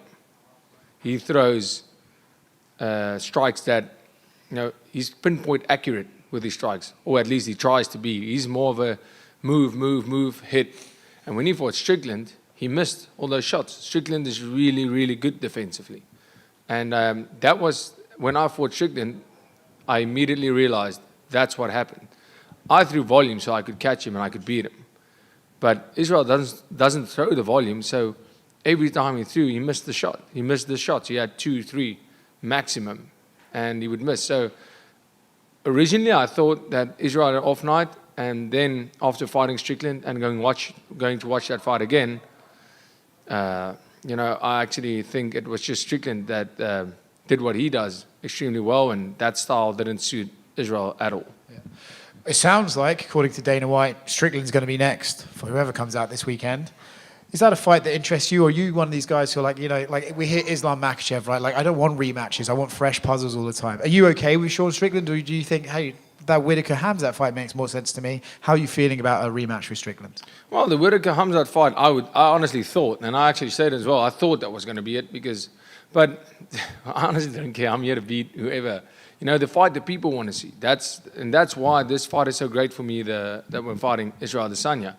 Because the most people in the fight world wants to see myself versus Israel Adesanya. That's the fight that people want to see, and that is at the end of the day what we do. We entertain. We entertain the people, we entertain the crowd, and we entertain the people that buys the tickets, buys the pay-per-views, because that's why they do it. They want to be entertained. So for me, I don't mind fighting either one of those two, Strickland, Hamzat, or Whittaker. But all three of those fighters have the pros and cons. Actually, fighting Strickland, a lot of people want to see it, but it's a rematch. But if that's the decision of the UFC, great, let's go for it. Fighting Hamzat, he's never been beaten. It's going to be a massive fight, just in terms of numbers. Great, let's do it. Fighting Whittaker, the all-time legend, Robert Whittaker, but it's a rematch. So there's pros and cons in fighting any of these three guys. For me, the most important part is fighting the best next guy. Dricus, right here. On the countdown, I think you used something. They were talking about your fight against Whittaker. You credited your coach for finding holes, and you said there just weren't that many holes in Robert Whittaker's games, and he found them. When you guys are breaking down Israel, are you guys finding holes that you can exploit, or is Israel kind of, just a kind of well-refined fighter in there? No, listen, even with Robert Whittaker, when I said finding holes, we didn't find any holes. We just found a place where holes could be made. So that's what I was referring to, in that at this level, you don't see the holes, these clear holes in people's games. You just don't see it because that's why we're at the top of the game. You do see places where they get uncomfortable. They don't necessarily make the mistakes, but there is place to force them to make mistakes. And that's what I feel we did with the Whittaker fight, and that's what we're going to do in this fight. We don't see mistakes and say, oh, that's where we're going to catch him. No, we see places where they get uncomfortable, and you force that mistake. Well, kind of going off of that, it showed Israel's reaction when you switched to southpaw. Like, he stood up and he's like, oh, he's southpaw now, and he was kind of watching you a lot more. Do you have plans like that for, like, I'm sure you can't give us your game plan, but do you guys have a specific tailored plan for Israel, or are you just kind of focusing on yourself in there? No, the thing is with Israel, he fights switch stance either way anyway. So, like myself, I fight both ways. With the Whittaker fight, we just, he doesn't switch really. He doesn't switch, so that's why we did that. But, I fight switch all the time, and Israel as well. So it doesn't make sense to say, okay, cool, I'm only going to fight this or that. No, it's definitely not, very specifically for Whittaker, that was the game plan. And for this fight, we had to do something else. So like I said, I can fight both ways, but in a fight where a guy switches the whole time, it doesn't make sense to do something like that. What's with the taser in fight camp? Well, I mean, you don't just become world champion. So that's been a thing that's been happening for a while, or because some people thought it was like, Everybody thought it was something that's new for this camp. Not at all. It's probably been part of the team for 2.5+ years, 100%. But no, we never filmed it. I don't know why. I can see now probably why. The rest of the world might seem crazy, but I mean, we used to be, coach used to leg kick us, and he has a very strong leg kick. If you make the mistakes continuously, after he's warned you a couple of times, but that takes you out of training, not out of training, but it makes training difficult for a couple of days because he has a very hard low kick. So the taser is much better than that because the taser hurts a lot more in the moment, but it's over quickly. So when he introduced that to camp, did he tell you that was happening, or did he just show up with a taser one day? Well, I can't remember the exact moment it happened, but when he came to the gym, he's like, okay, I got this. I just went, okay, great. This is it now. And everybody thought, like, people were laughing like, no. And I said, guys, might as well stop it. I've known coach for 12 years. The idea's been set. We are getting tased from now on. Might as well get used to the idea. In fact, we've upgraded the taser now because we grew used to the old one. And he almost figured out it doesn't have the effect. Sure. And he actually tased himself. He's like, okay, this sucks, but it's not that bad. Get me a stronger one. And that's why we have the big one now. It's a proper one. So last thing on the taser, like, what is it? Just like when your hand's out of place, he'll just like zap you? Or is like, what no, is no, it? no, no, no, no, no. No, it's not like that. He doesn't walk around just zapping people. He warns you. It's not just a quick tase. It's about it's a, let's call it the South African sticky note. He tells you, Dricus, your hand, it's not high enough. You're not covering your face. And even though I might feel my hands covering my face, it's just too low. Or he'll say your foot's not in the right spot. You need to do that. Your base is not right. You're too far leaning back. Whatever, chin's in the air, whatever it may be. And he'll warn you, and he'll warn you again. And on the third time, he's like, okay, I've warned you twice about this, on your stomach. And you just lie down, tase right under the foot, there you go. Fair enough. And he asks you, he goes, or he doesn't say anything, and he goes, stop. If you can tell me what you did wrong, I won't tase you. What did you do wrong? And I'll be like, my hands went up. He says, nope. And then he'll tase you and he'll tell you what you did wrong. So, I mean, it's a great reminder. Sure. Fair enough. There was a report that came out that a couple rugby stars are going to walk you out.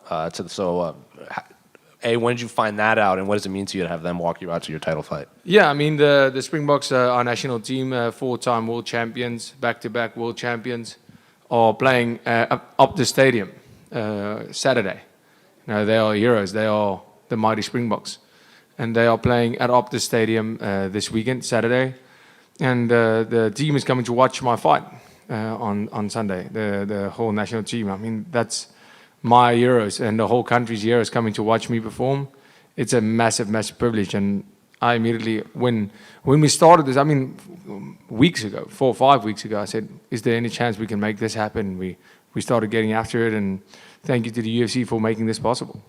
Historically, when you see a fighter from a nation become a champion, there's a massive explosion. We're seeing that with Ilya in Spain when Brandon Moreno won from Mexico. So how has MMA kind of exploded since you won the title in January? Oh wow, it's incredible to see just MMA gyms all over the country exploding and getting better. Just seeing the quality of the local scene in the UFC, where I started my career, an amazing, amazing platform of producing local talent and international talent in Africa, and just seeing the quality of competition there, and seeing the quality of fighters that's being delivered, and also seeing not just in the local promotion, seeing fighters from South Africa that has all this talent but never been taken seriously by the rest of the world. I'm talking about your UAE Warriors, Brave, what's another league where they fight? I mean, Bellator, PFL, those kind of things, those kind of organizations. And now they start looking at Risen as well, start looking at the South African fighters going, well, they have a UFC world champion. There has to be something there. Now the fighters all over South Africa and Africa are getting much more attention from all these almost feeding ground MMA promotions. And that's amazing because people get the opportunity to do this for a living full time, getting money where they can support a family and support that dream that they have to make it to the UFC and become a champion of the world, because it's been done. So to see that, I mean, we just had the first Olympic wrestler from South Africa in the Olympics, I think, I stand corrected, from 1948. It's the first time. And he fought for a bronze medal. And he didn't win it, but I mean, still, it's a massive achievement. So just seeing martial arts of any sort, just seeing the small wrestling school, karate school, boxing gyms, all of that just growing because kids look at it and they want to do it because now they can become a world champion. It's incredible to see, and the support's been amazing. And last one for me, unrelated to your fight, but November 1st, they're going to introduce some new rule changes. They're going to allow 12 to 6 elbows, and they're going to change the definition of grounded opponents. I'm curious, did you hear about these rules, and do you think it has been a long time coming? Yeah, the 12 to 6 elbows doesn't really matter to me. I mean, throwing an elbow like this and throwing an elbow like this is exactly the same thing to me, so I don't really care about that one, but the grounded opponent one is pretty cool. That's a pretty cool rule. I think we're going to see some sick knockouts of that one. Dricus, in terms of the role model you are in South Africa and for African MMA, what would it mean to you to take that belt back again, to defend your title, and the knock-on effect that it will have in terms of bringing the UFC finally to South Africa? I know Dana White has said, should you get past Israel, that will happen. How important is it to you, and are you feeling a little bit of extra pressure because you have the hopes of a nation on your shoulders? Well, I'm getting past Israel, and 100% the fact that Dana said that. I know he said it before, that, you know, if South Africa wins a world title, we're going there. But, you know, it's hard. I know that for a fact. I know there's a lot of things that needs to fall into place. We have the Minister of Sports from South Africa coming to watch the fight, coming to make sure we have we do whatever needs to be done to get that fight, get the UFC in South Africa and in Africa for the first time. A massive, massive goal I've had for many years, thinking I want to bring the UFC to Africa and South Africa. And that's amazing. I mean, if that is another massive goal in my life ticked, another one that I set, and I can say I went and I did that. But, you know, for me, I'm not going out there to defend my title. I'm going out there, in my mind, when I get home, I'm going to fetch that belt. I said it before. You know, when I walk out to that octagon, the belt is vacant, and I'm fighting for that title. And the same guy that was willing to die to win that belt is willing to die once again and kill to get that belt. So this is more than just about the belt, isn't it? It's about legacy and what you've done for MMA in South Africa. Yeah, absolutely. I mean, that's been such a big part of what it's been, of what this has been about, my whole career, is so much bigger than myself. Of course, the belt, because the belt resembles all of that. The belt resembles the fact that South Africa is being considered to host the first UFC, that Africa is being considered to host the first UFC. And, for myself, the work over all these years, this belt represents. So it's not all of those things. The belt is what, all of those things are under the belt. The belt is what represents all of those amazing things that are so much bigger than myself, representing my flag, my country, on the biggest stage in the world. Dricus, just over here, man, a couple of quick ones. I know you'd mentioned that you got a couple of rematches potentially in the works, but with this feud with Israel, do you believe this is the beginning of potentially a few fights? Obviously, Izzy fought Rob a few times. You might potentially fight Sean and Rob a second time. Do you think this is the first of a few fights and really actually maybe the beginning of a feud? With Izzy? With Izzy, yeah. Probably not. No. I don't think so, to be honest. Well, what makes you think that there's no more fights down the line, just the way that this fight No, goes? no, I'm not saying definitely. I just saying no, I haven't thought about it. Okay. The stare down you guys had in that first presser in Perth was pretty intense, and I saw you were doing an interview. You said that when you do your stare downs, you like to let the other person know with your energy that you're there and you're not taking a step back. So I guess following up from that at the press conference, what are you expecting at that stare down and then potentially at the weigh-ins? Are you imagining it's going to keep progressing as you guys go on and on? Yeah, I don't know about the weigh-ins, all of that. I'm not thinking about that. I'm thinking that will happen the way it happens in the moment, and I'll be reacting accordingly. But I think that stare down was a very, very good indication of what to expect when the fight comes. And yeah, I meant what I said with the energy, feeling that energy, and you can without physically touching somebody, you can make them feel your dominance in terms of who is the alpha. And that's exactly what happened in that stare down. And that's exactly what will happen on fight night. Just last one from me. I saw Darren Till had some advice for Izzy for the fight. Your reaction to that, and did you get a chance to see what he was saying?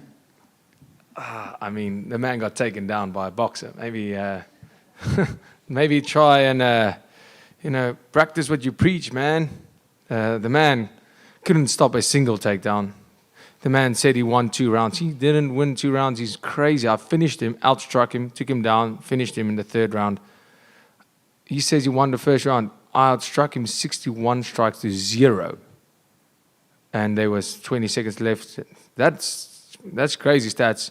Yeah, he got me in that 2nd round until I got a take. I don't even know why we started discussing this. I mean, the man's in a downward spiral, and hopefully this coaching gig works out for him. But what I saw in terms of how easy it would be to beat me, why didn't he do it? So easy to see. Why didn't he do it? Dricus, just over here. If you win this fight, you'll have beaten 3 of the past 4 middleweight champions, the exception being Alex Pereira, who's obviously in a different weight class now. Where do you think this puts you in the hierarchy of all-time middleweights, even though you're just starting your reign here? Yeah, I mean, if you put it like that, it puts me pretty high, but that's not how I see it. I have a lot of work to do to be considered the greatest, or even close to that conversation. So, for me, this is, like I said, the beginning, and that's how I'll treat it. Dricus right here, bro. Over here. Yeah. What's up, bro? I know they say it kind of takes a team to get you to where you're elevated at. Correct me if I'm wrong. You got a guy on your team by the name of ATN who's survived a stroke, a ruptured spleen, and a gunshot to the head.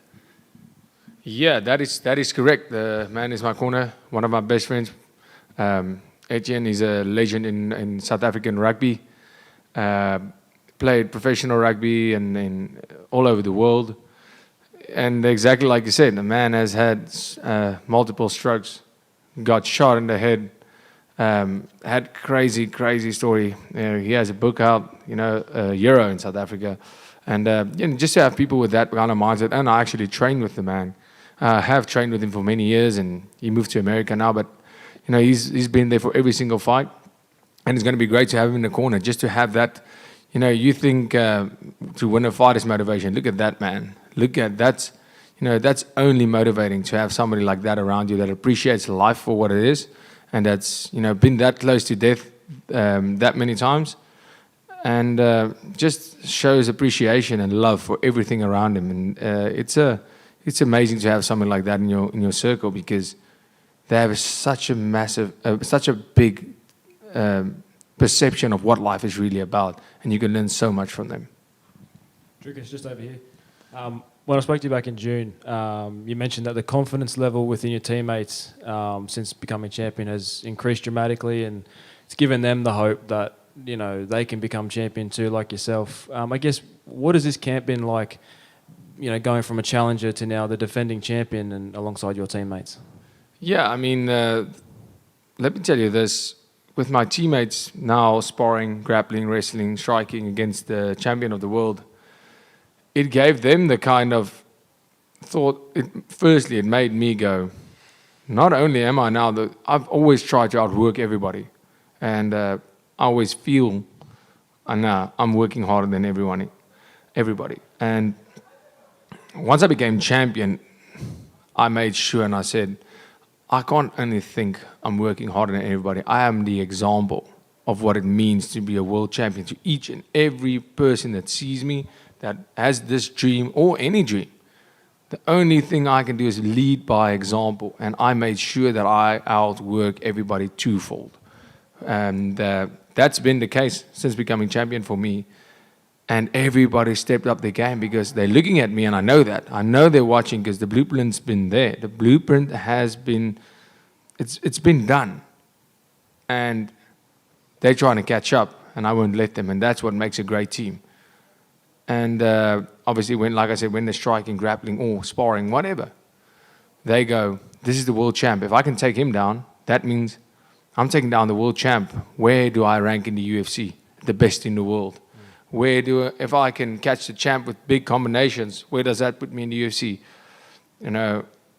Fighting pure wrestlers coming in, pure grapplers, pure strikers coming into the gym we got for camp.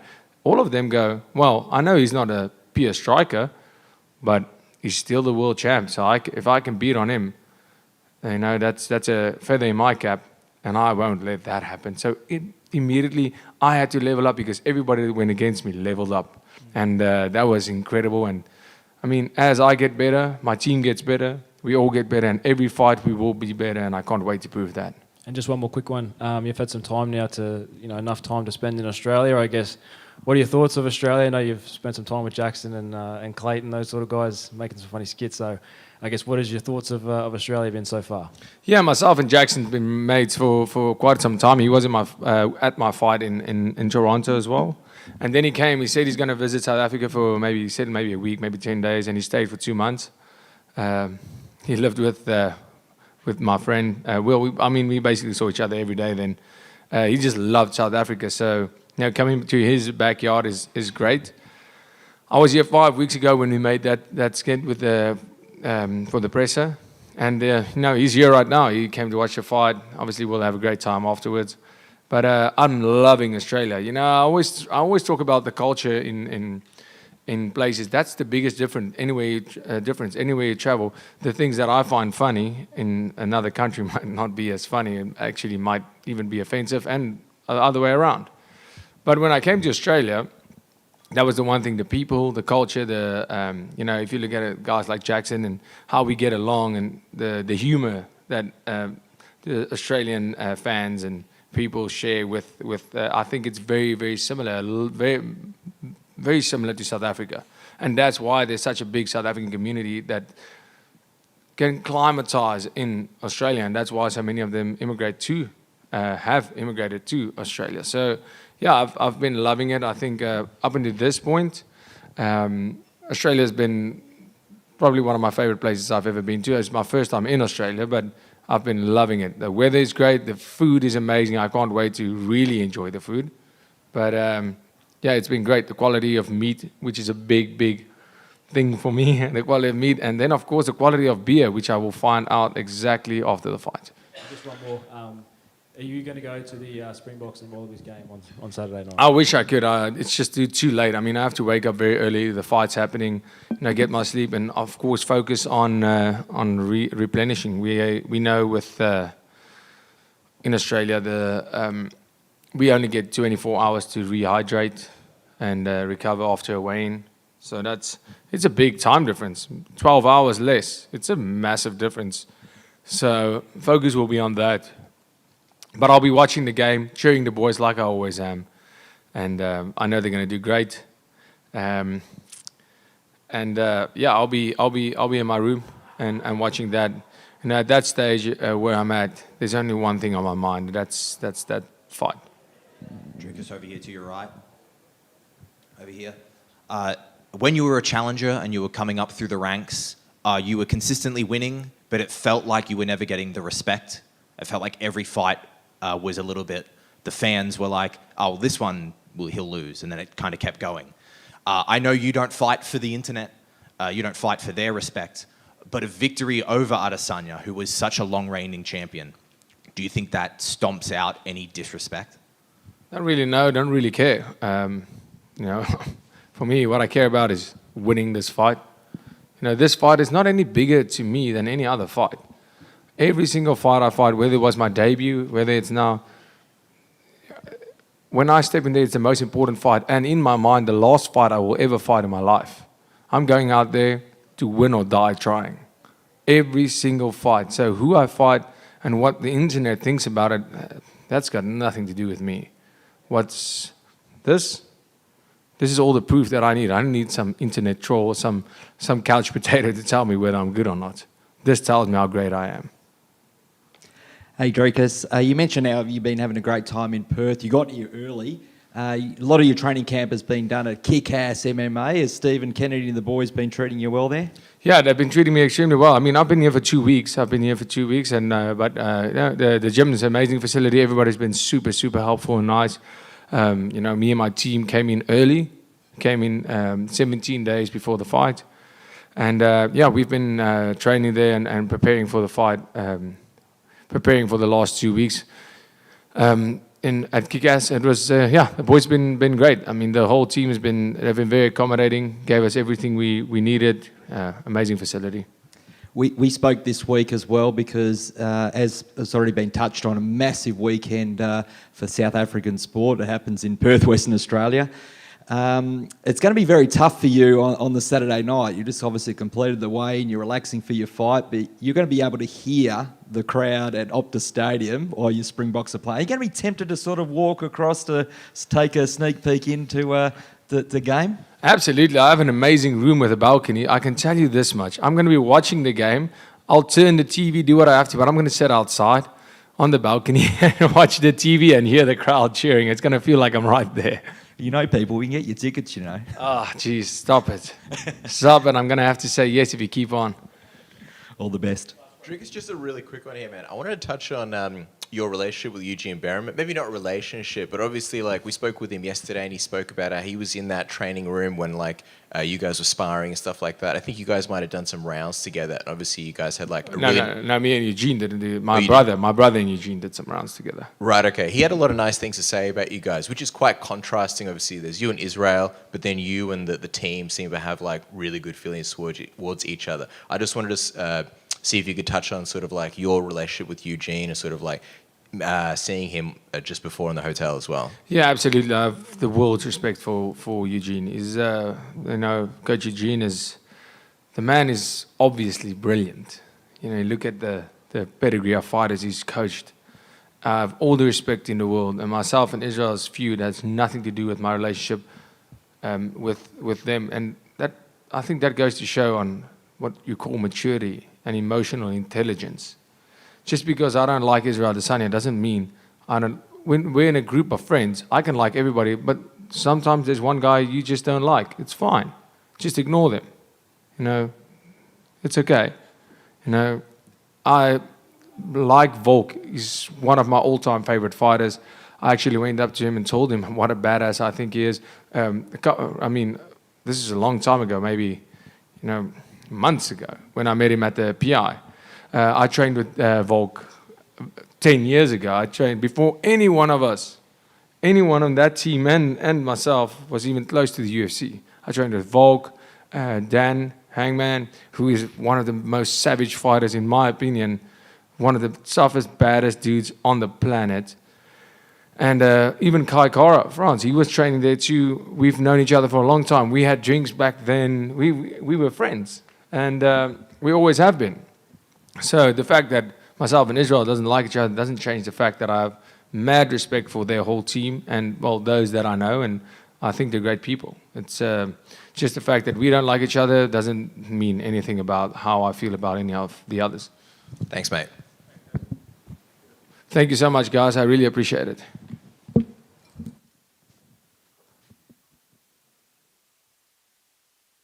Can I just say, Israel, stop searching for my Willie on the internet. It's weird. It's very freaking weird, man. Come on.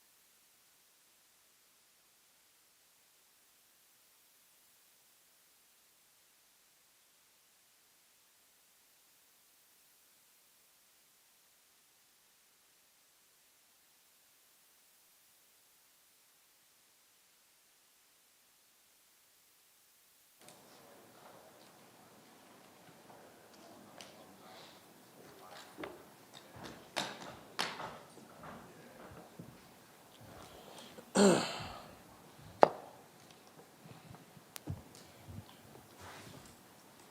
good? You guys good, Mike? Yeah. Tie down here, other side. Obviously, it's been a little bit since we saw you fight here in Australia. Your last fight was back in the tiny octagon of the Apex. So how good does it feel to be fighting, back in Australia again? Yeah, good to fight back home. Good to be home. So I'm pumped. Is fighting in Perth maybe even easier than fighting, back home in Sydney? Because I remember they had like the welcome to the country ceremony and they spoke about you specifically, and it felt like you were maybe had to do a lot more media when fighting in Sydney as opposed to Perth. No, it's all the same. I still feel like I'm doing a bit of media, but it's home, so I suppose it goes with it. You got matched up with Jairzinho, and he said he wouldn't use the term happy, but he said it was nice having to prepare for an opponent that he didn't think was going to be shooting on his legs or grappling or anything. So when they matched you up with Jairzinho, were you looking forward to just getting in there, getting in a fist fight? Yeah, definitely. It's I suppose it's a good fight for both of us. I've been watching him for a while now, so it's they're usually the fights I like to take and challenge myself. So I'm looking forward to it. I saw on your social media you used the phrase like, my head ain't been too good the last couple of years. I guess as much as you can talk about it, like what was exactly going on in your life that, maybe you cleared up? We're normal people, we got shit goes on and, we deal with it certain ways. I feel like my head's been other places other than fighting, so, and it's been showing in my performances. So. But that's how life goes and we roll on and we roll through, so I feel like I've gotten over that and ready to roll. We saw a video of you sparring with Alex Pereira, and even Jairzinho said you can learn something from anyone, especially Alex. So what was it like sparring in there with him? Yeah, it was kind of my first training session back, and I got the shit punched out of me. So I think I left a few days after that to Dubai, and I was like, yeah, fuck, I better go train. We've spoken to a few guys that have sparred with him, and when you use big gloves, it's one thing, but they say well, if we had MMA gloves, this would feel a lot different getting punched by him. So what was it like feeling him touch you? His power was, I fight in heavyweight, so we can take a punch or two, but it was more I hadn't been training. I went in and I was fucking running out of breath and getting the shit punched out of me. So. But that's the sport we do, and it was all fun and games. We also saw you're going to do the Amazing Race. How'd that come about?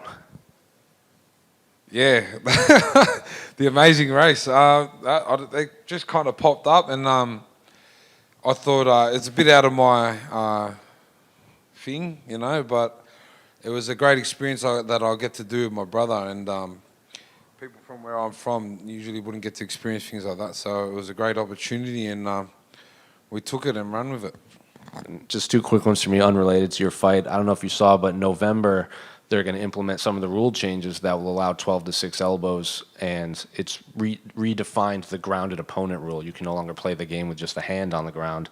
So I'm curious, did you hear about these rules, and do you think it's been a long time coming? I don't even think I know the actual rules. So you can kick him in the face? So you can't soccer kick them, but you need, some fighters will put their hands on the ground to avoid getting elbowed or kneed or anything, and now they need another part. You can't just prop your hand up and be considered grounded. If my hand's on the ground, I'm probably tapping out, so it's probably not for me. Sure. And I think I know your answer, but how do you see the main event playing out between Israel and Dricus? I think it's going to be a great fight, but I have to back my boy Izzy.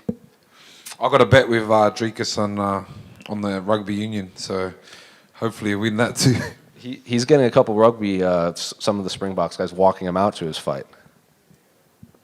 Not if they get smashed on Saturday.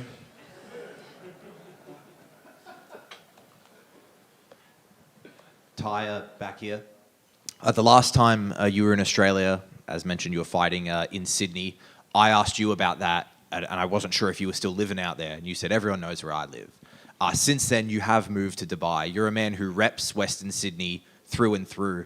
Why make that decision, and how difficult was it?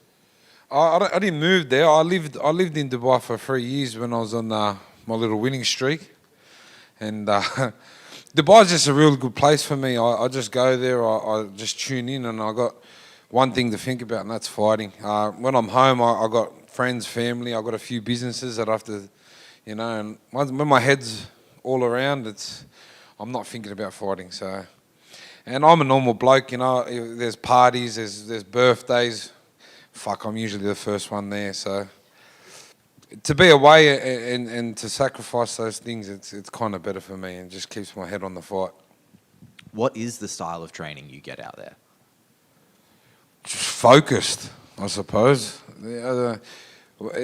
Fighting is a lot of a mental game, I'm not going to come out and be a fucking wrestler or anything like that, but when I'm there, I just eat, sleep, and train, you know what I mean? So it's more just a mental thing for me. You mentioned those other businesses that you have, Drink West as well as Bam Bam Buds. Are those things that you had dreamed up of doing, and then you approach someone about it? Does someone come to you to set that up? How do that come to be? No, they're just things that I love, drinking piss and smoking weed. So it's it kind of goes with, and I suppose that's what I love to fight, so I love to, that's how I make my money. And I believe that in life you should do things that you love. Awesome, thank you very much. Thank you. Ty, down here to your left.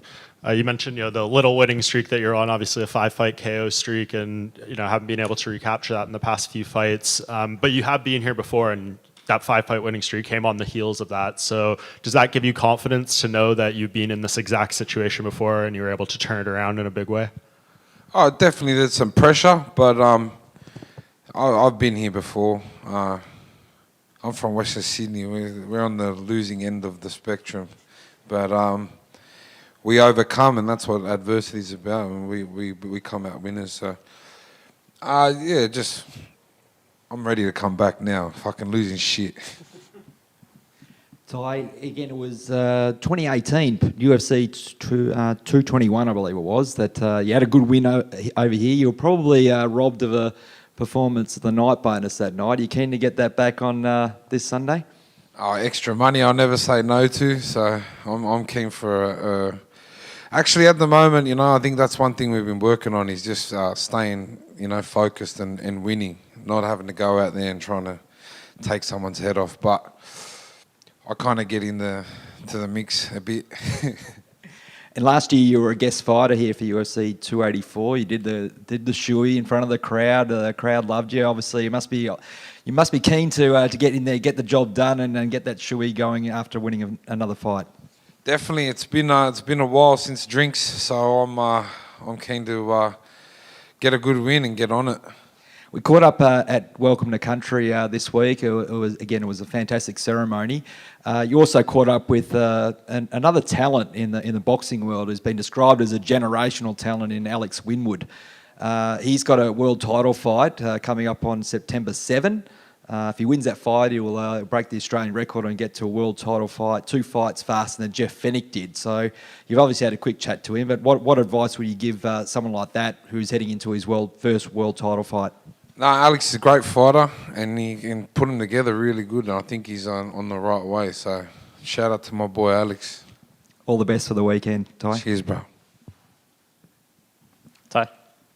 I know you and yourself and Tyson Pedro mentioned last time in Sydney that you don't really like being called role models for people in Western Sydney.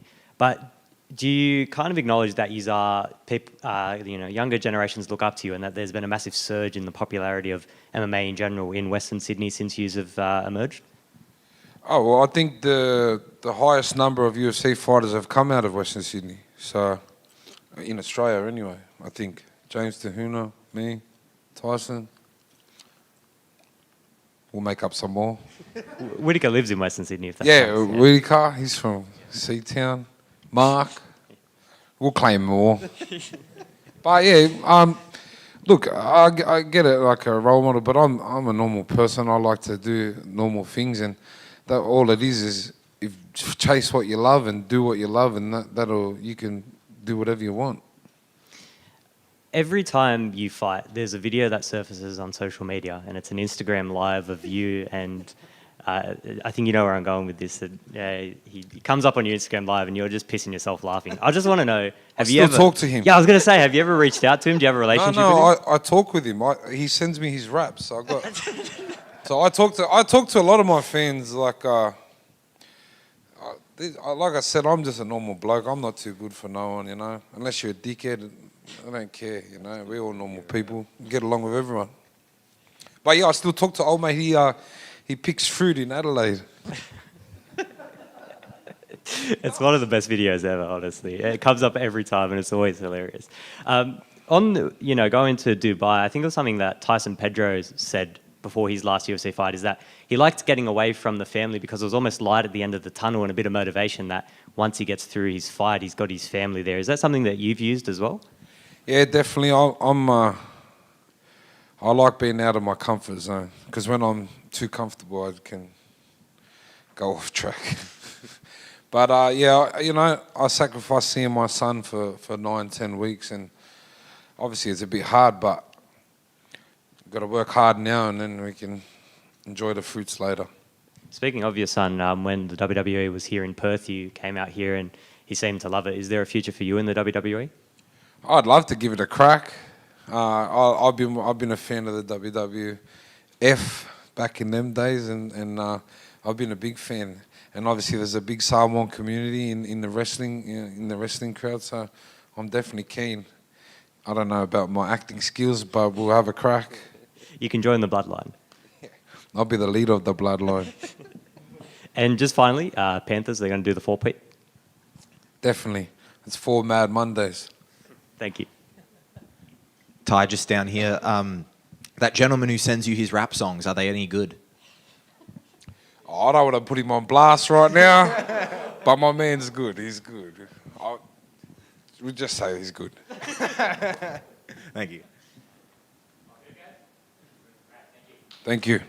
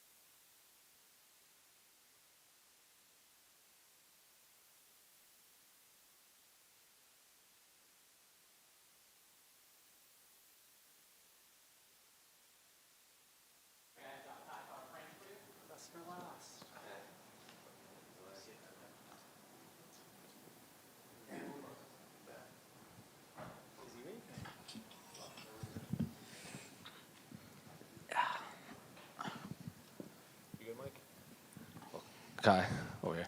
It's obviously been a while since we've last saw you at a media day. So I guess, you know, the last time you were supposed to fight pulled out with some concussion issues. So physically, and how was camp, and how are you feeling ahead of this one?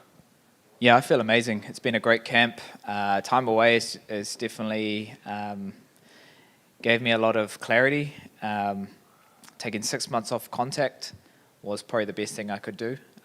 You know, listening to all the specialists, all the guys there to save you from yourself. I guess fighters and athletes are always going to be, I guess, too tough for their own good and just want to push through. But sometimes it's better to sit with it and get pulled back to give my best. And you know, I want to be looking at the next 5 years, not just the next year. And I feel the best ever. Just it allowed me a lot of time to kind of balance all my other responsibilities, being a father, being a husband, and obviously being a UFC fighter. But back in my normal setting now, I've allowed my body to kind of heal that wear and tear of just fight camps back to back, and just mentally refreshed.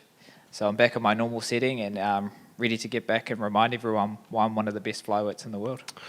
Sticking on this before we talk about Steve, I'm just curious, what's it like? Because like when you're out with a leg injury or a ligament injury, like, you know, you can heal that, you can rehab that, but dealing with the brain is something entirely different. So what was it like being on the sidelines with this sort of injury, not really being able to rehab it or anything? So for brain injury, obviously, we only have one, so you want to make sure that you're doing everything you can, and that means not pushing too much. So every week, just doing enough, which was at the start just going for walks. That was what I was prescribed by the neurologist, the concussion specialist.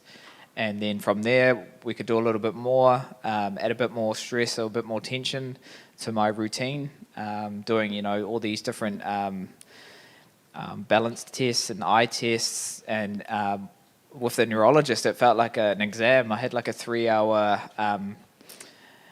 exam that I had to do to go through, like puzzles and memory tests and drawing tests. And it's not to see how well you are good at drawing, it's to see how well you are at multitasking.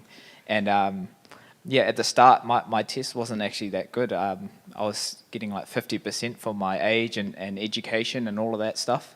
And then 4 months later or 5 months later, I did that same test, and I was testing at like 98% for my age and my education. So it just goes to show that I was always going to heal. I just had to, give it time. And then that's what you want around you, that kind of confidence and that kind of pathway back to sport. And I'm so lucky I have the Warriors team that I could lean on. That's the team I help coach for wrestling.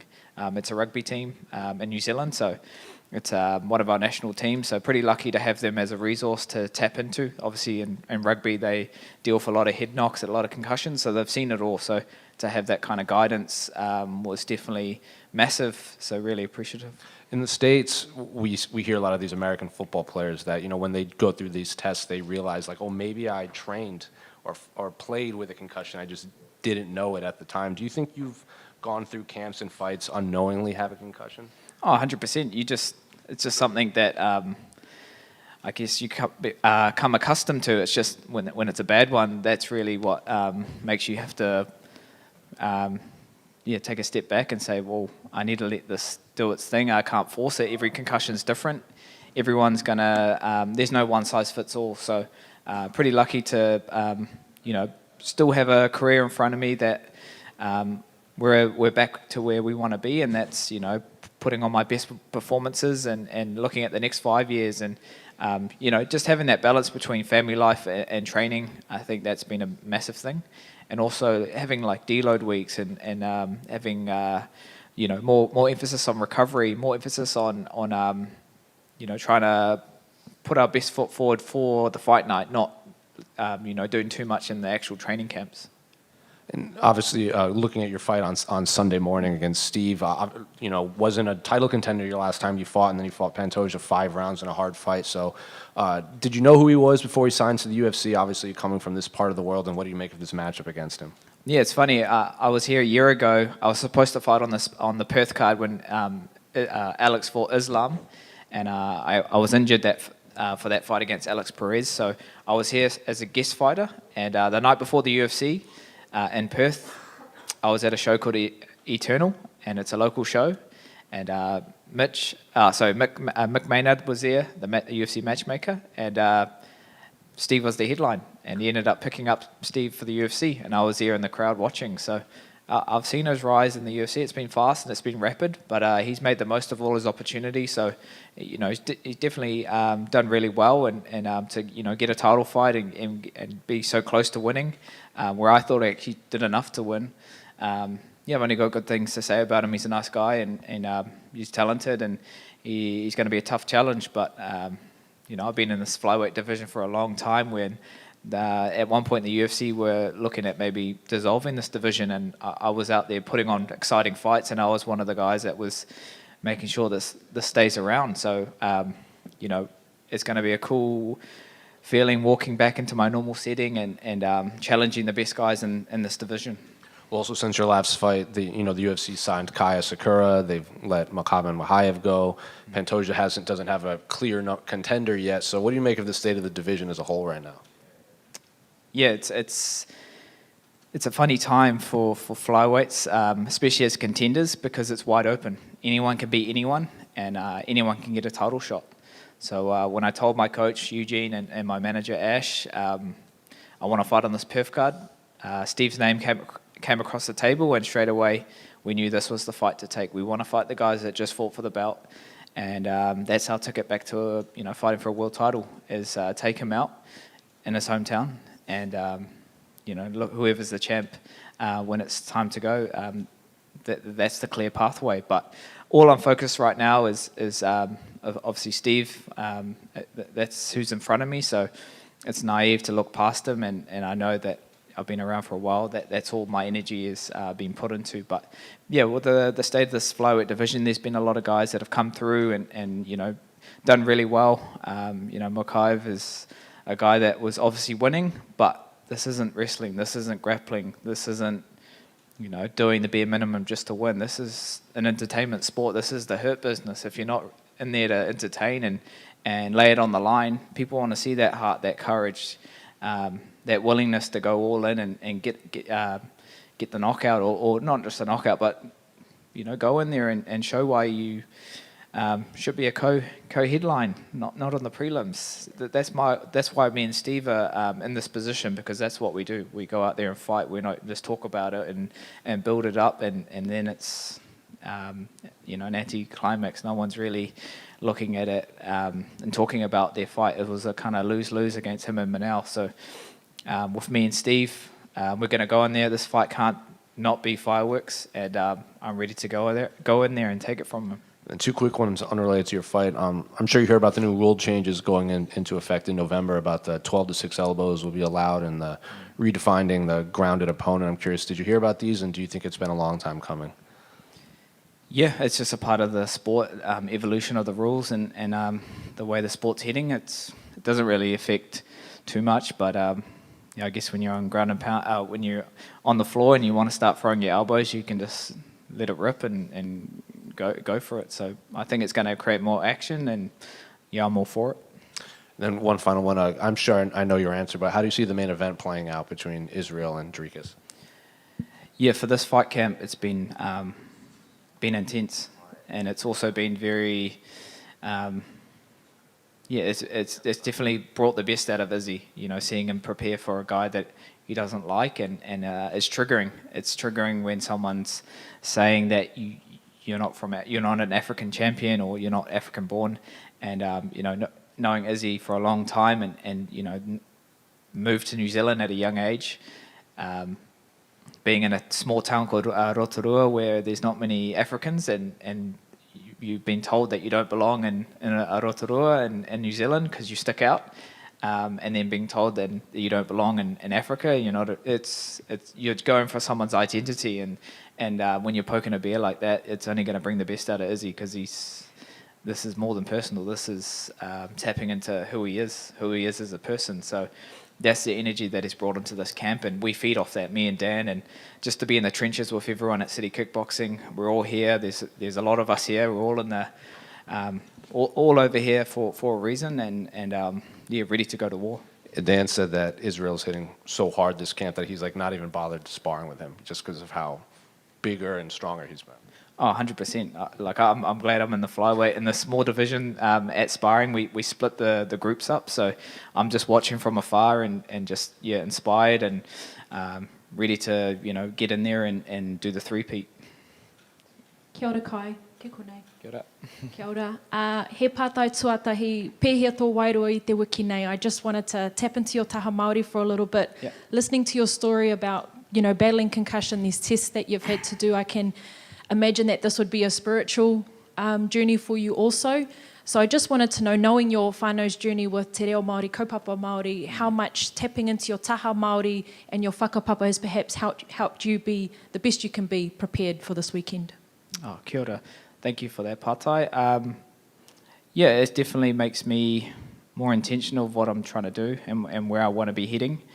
And I guess it allows me to make sense of everything, because this has all happened long before I was here.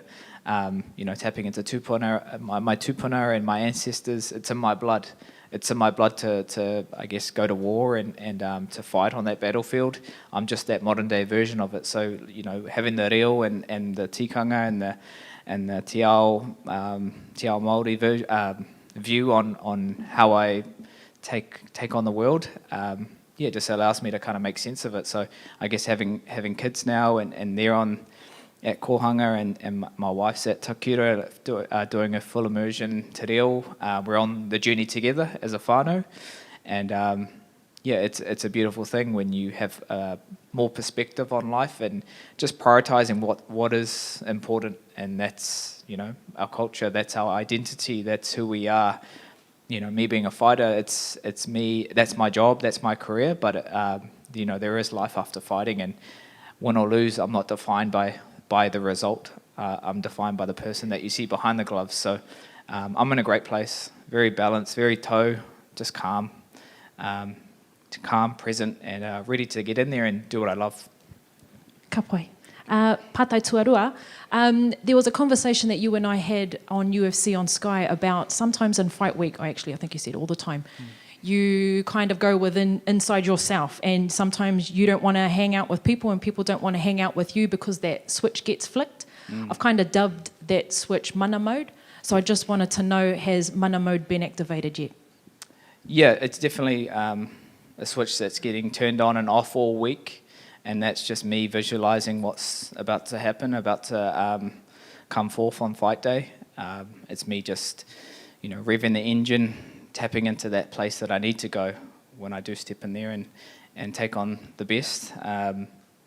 But yeah, it's a passage that has to be clear. If it's not clear, then you're going to have trouble kind of going to where you need to go in the fight. So yeah, this week, every day we get a bit closer, more dialed in, more focused, and more than ready to do what we do best. And I channel all of that energy back home, all that support that will be there in the stadium. I know there's a lot of Māori, a lot of Kiwis that live in Perth, so if they're there to support their hometown boy, which is Steve, or support me, it's a win for New Zealand and Australia, and for the flyweight division being on a co-main headline. So yeah, I'm looking forward to everything. I've been visualizing my walkout for the last year of what it's going to be, and channeling all that wairoa that will be in the stadium, and just to go out there and unleash. Ka pai, patai whakamutunga. Patai whakamutunga. You've mentioned that this is great for the Anzacs in Oceania. I know we're here on foreign whenua, we're here in Australia, but it's New Zealand MMA history, it's UFC history, having 3 Kiwi at the top of a pay-per-view ticket. And I'm sorry if that annoys anybody in this room, but kei te pai tēnā, I want to know, what are your, kōrero, your feelings around that? And is that perhaps some kōrero that you've had, perhaps with Eugene, about this responsibility that you all have this weekend? Yeah, I think it just goes without saying, we know what's expected, that pressure that we have on us, that weight that's on our shoulders, representing our country, Aotearoa, New Zealand, our gym, city kickboxing, our people. But we go towards it. We don't shy away. This is a privilege to be able to do this. And there's a shelf life of how long you can fight for. So we know that we're all getting a bit older. We're all getting a bit wiser.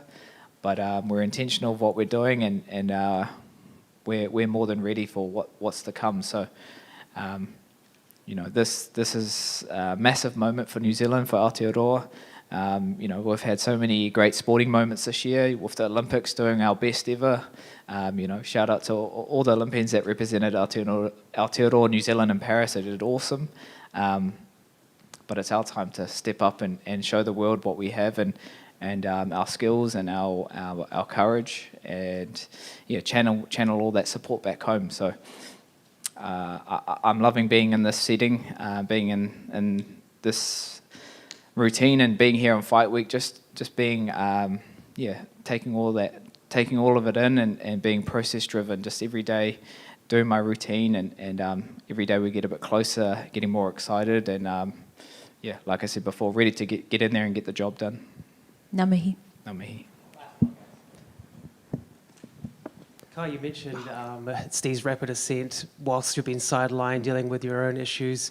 What's that been like for you? Has it been kind of frustrating? Is it extra motivating, given the fact that he's had this incredible rise up to the rankings and had a title shot, something that you've kind of yet to achieve yourself, despite being a veteran?